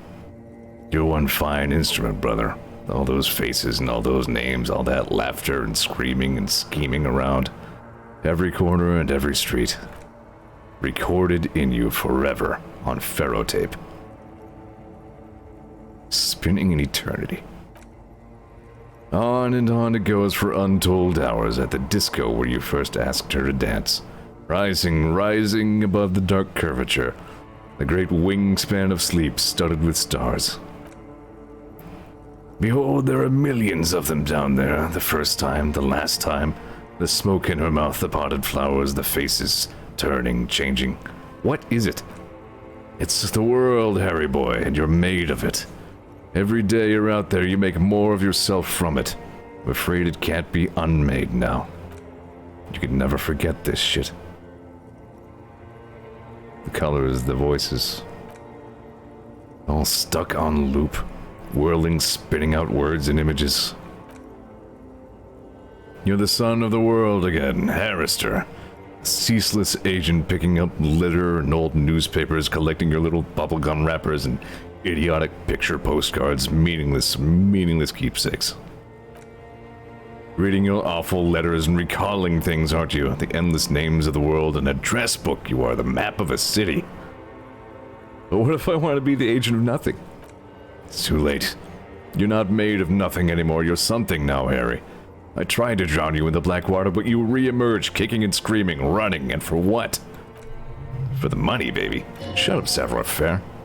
For the greater good, I like that one better.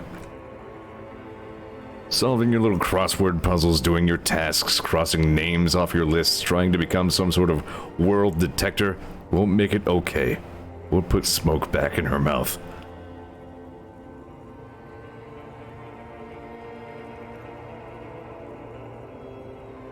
Forget politics. I'll never sleep if I keep on like this. Are you sure? You could be closing the door on a brilliant and special future for yourself. Yes, I'm sure I am very boring and apolitical and sleepy. Do you hear that? He's renouncing politics. He's strictly business now.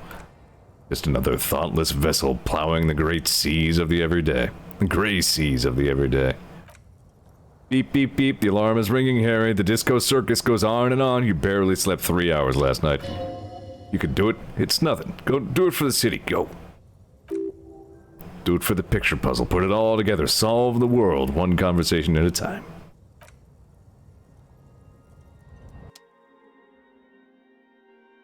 Damn.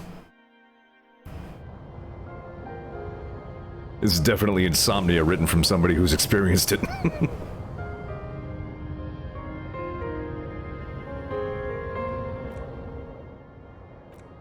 Alright then. Yes, save, but call a different thing. Okay. No cursor. Actually, I could just save over this. There we go.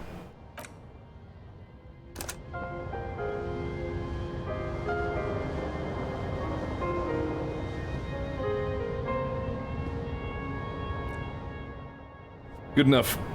That's enough out of me. Thanks for watching my disco stream. Starting Hollow Knight for Flashback Friday tomorrow, so looking forward to that. And that's all I got for you. Might have to plug in my other joypad for that. Because it just has the, binary trigger buttons instead of the analog ones. Feels really good for the dashing and all that. Anyhoozle. Yeah, thanks for watching. That's all I got for you. Plug tomorrow. After that, business as usual. And there we go. That's all I got. Bye.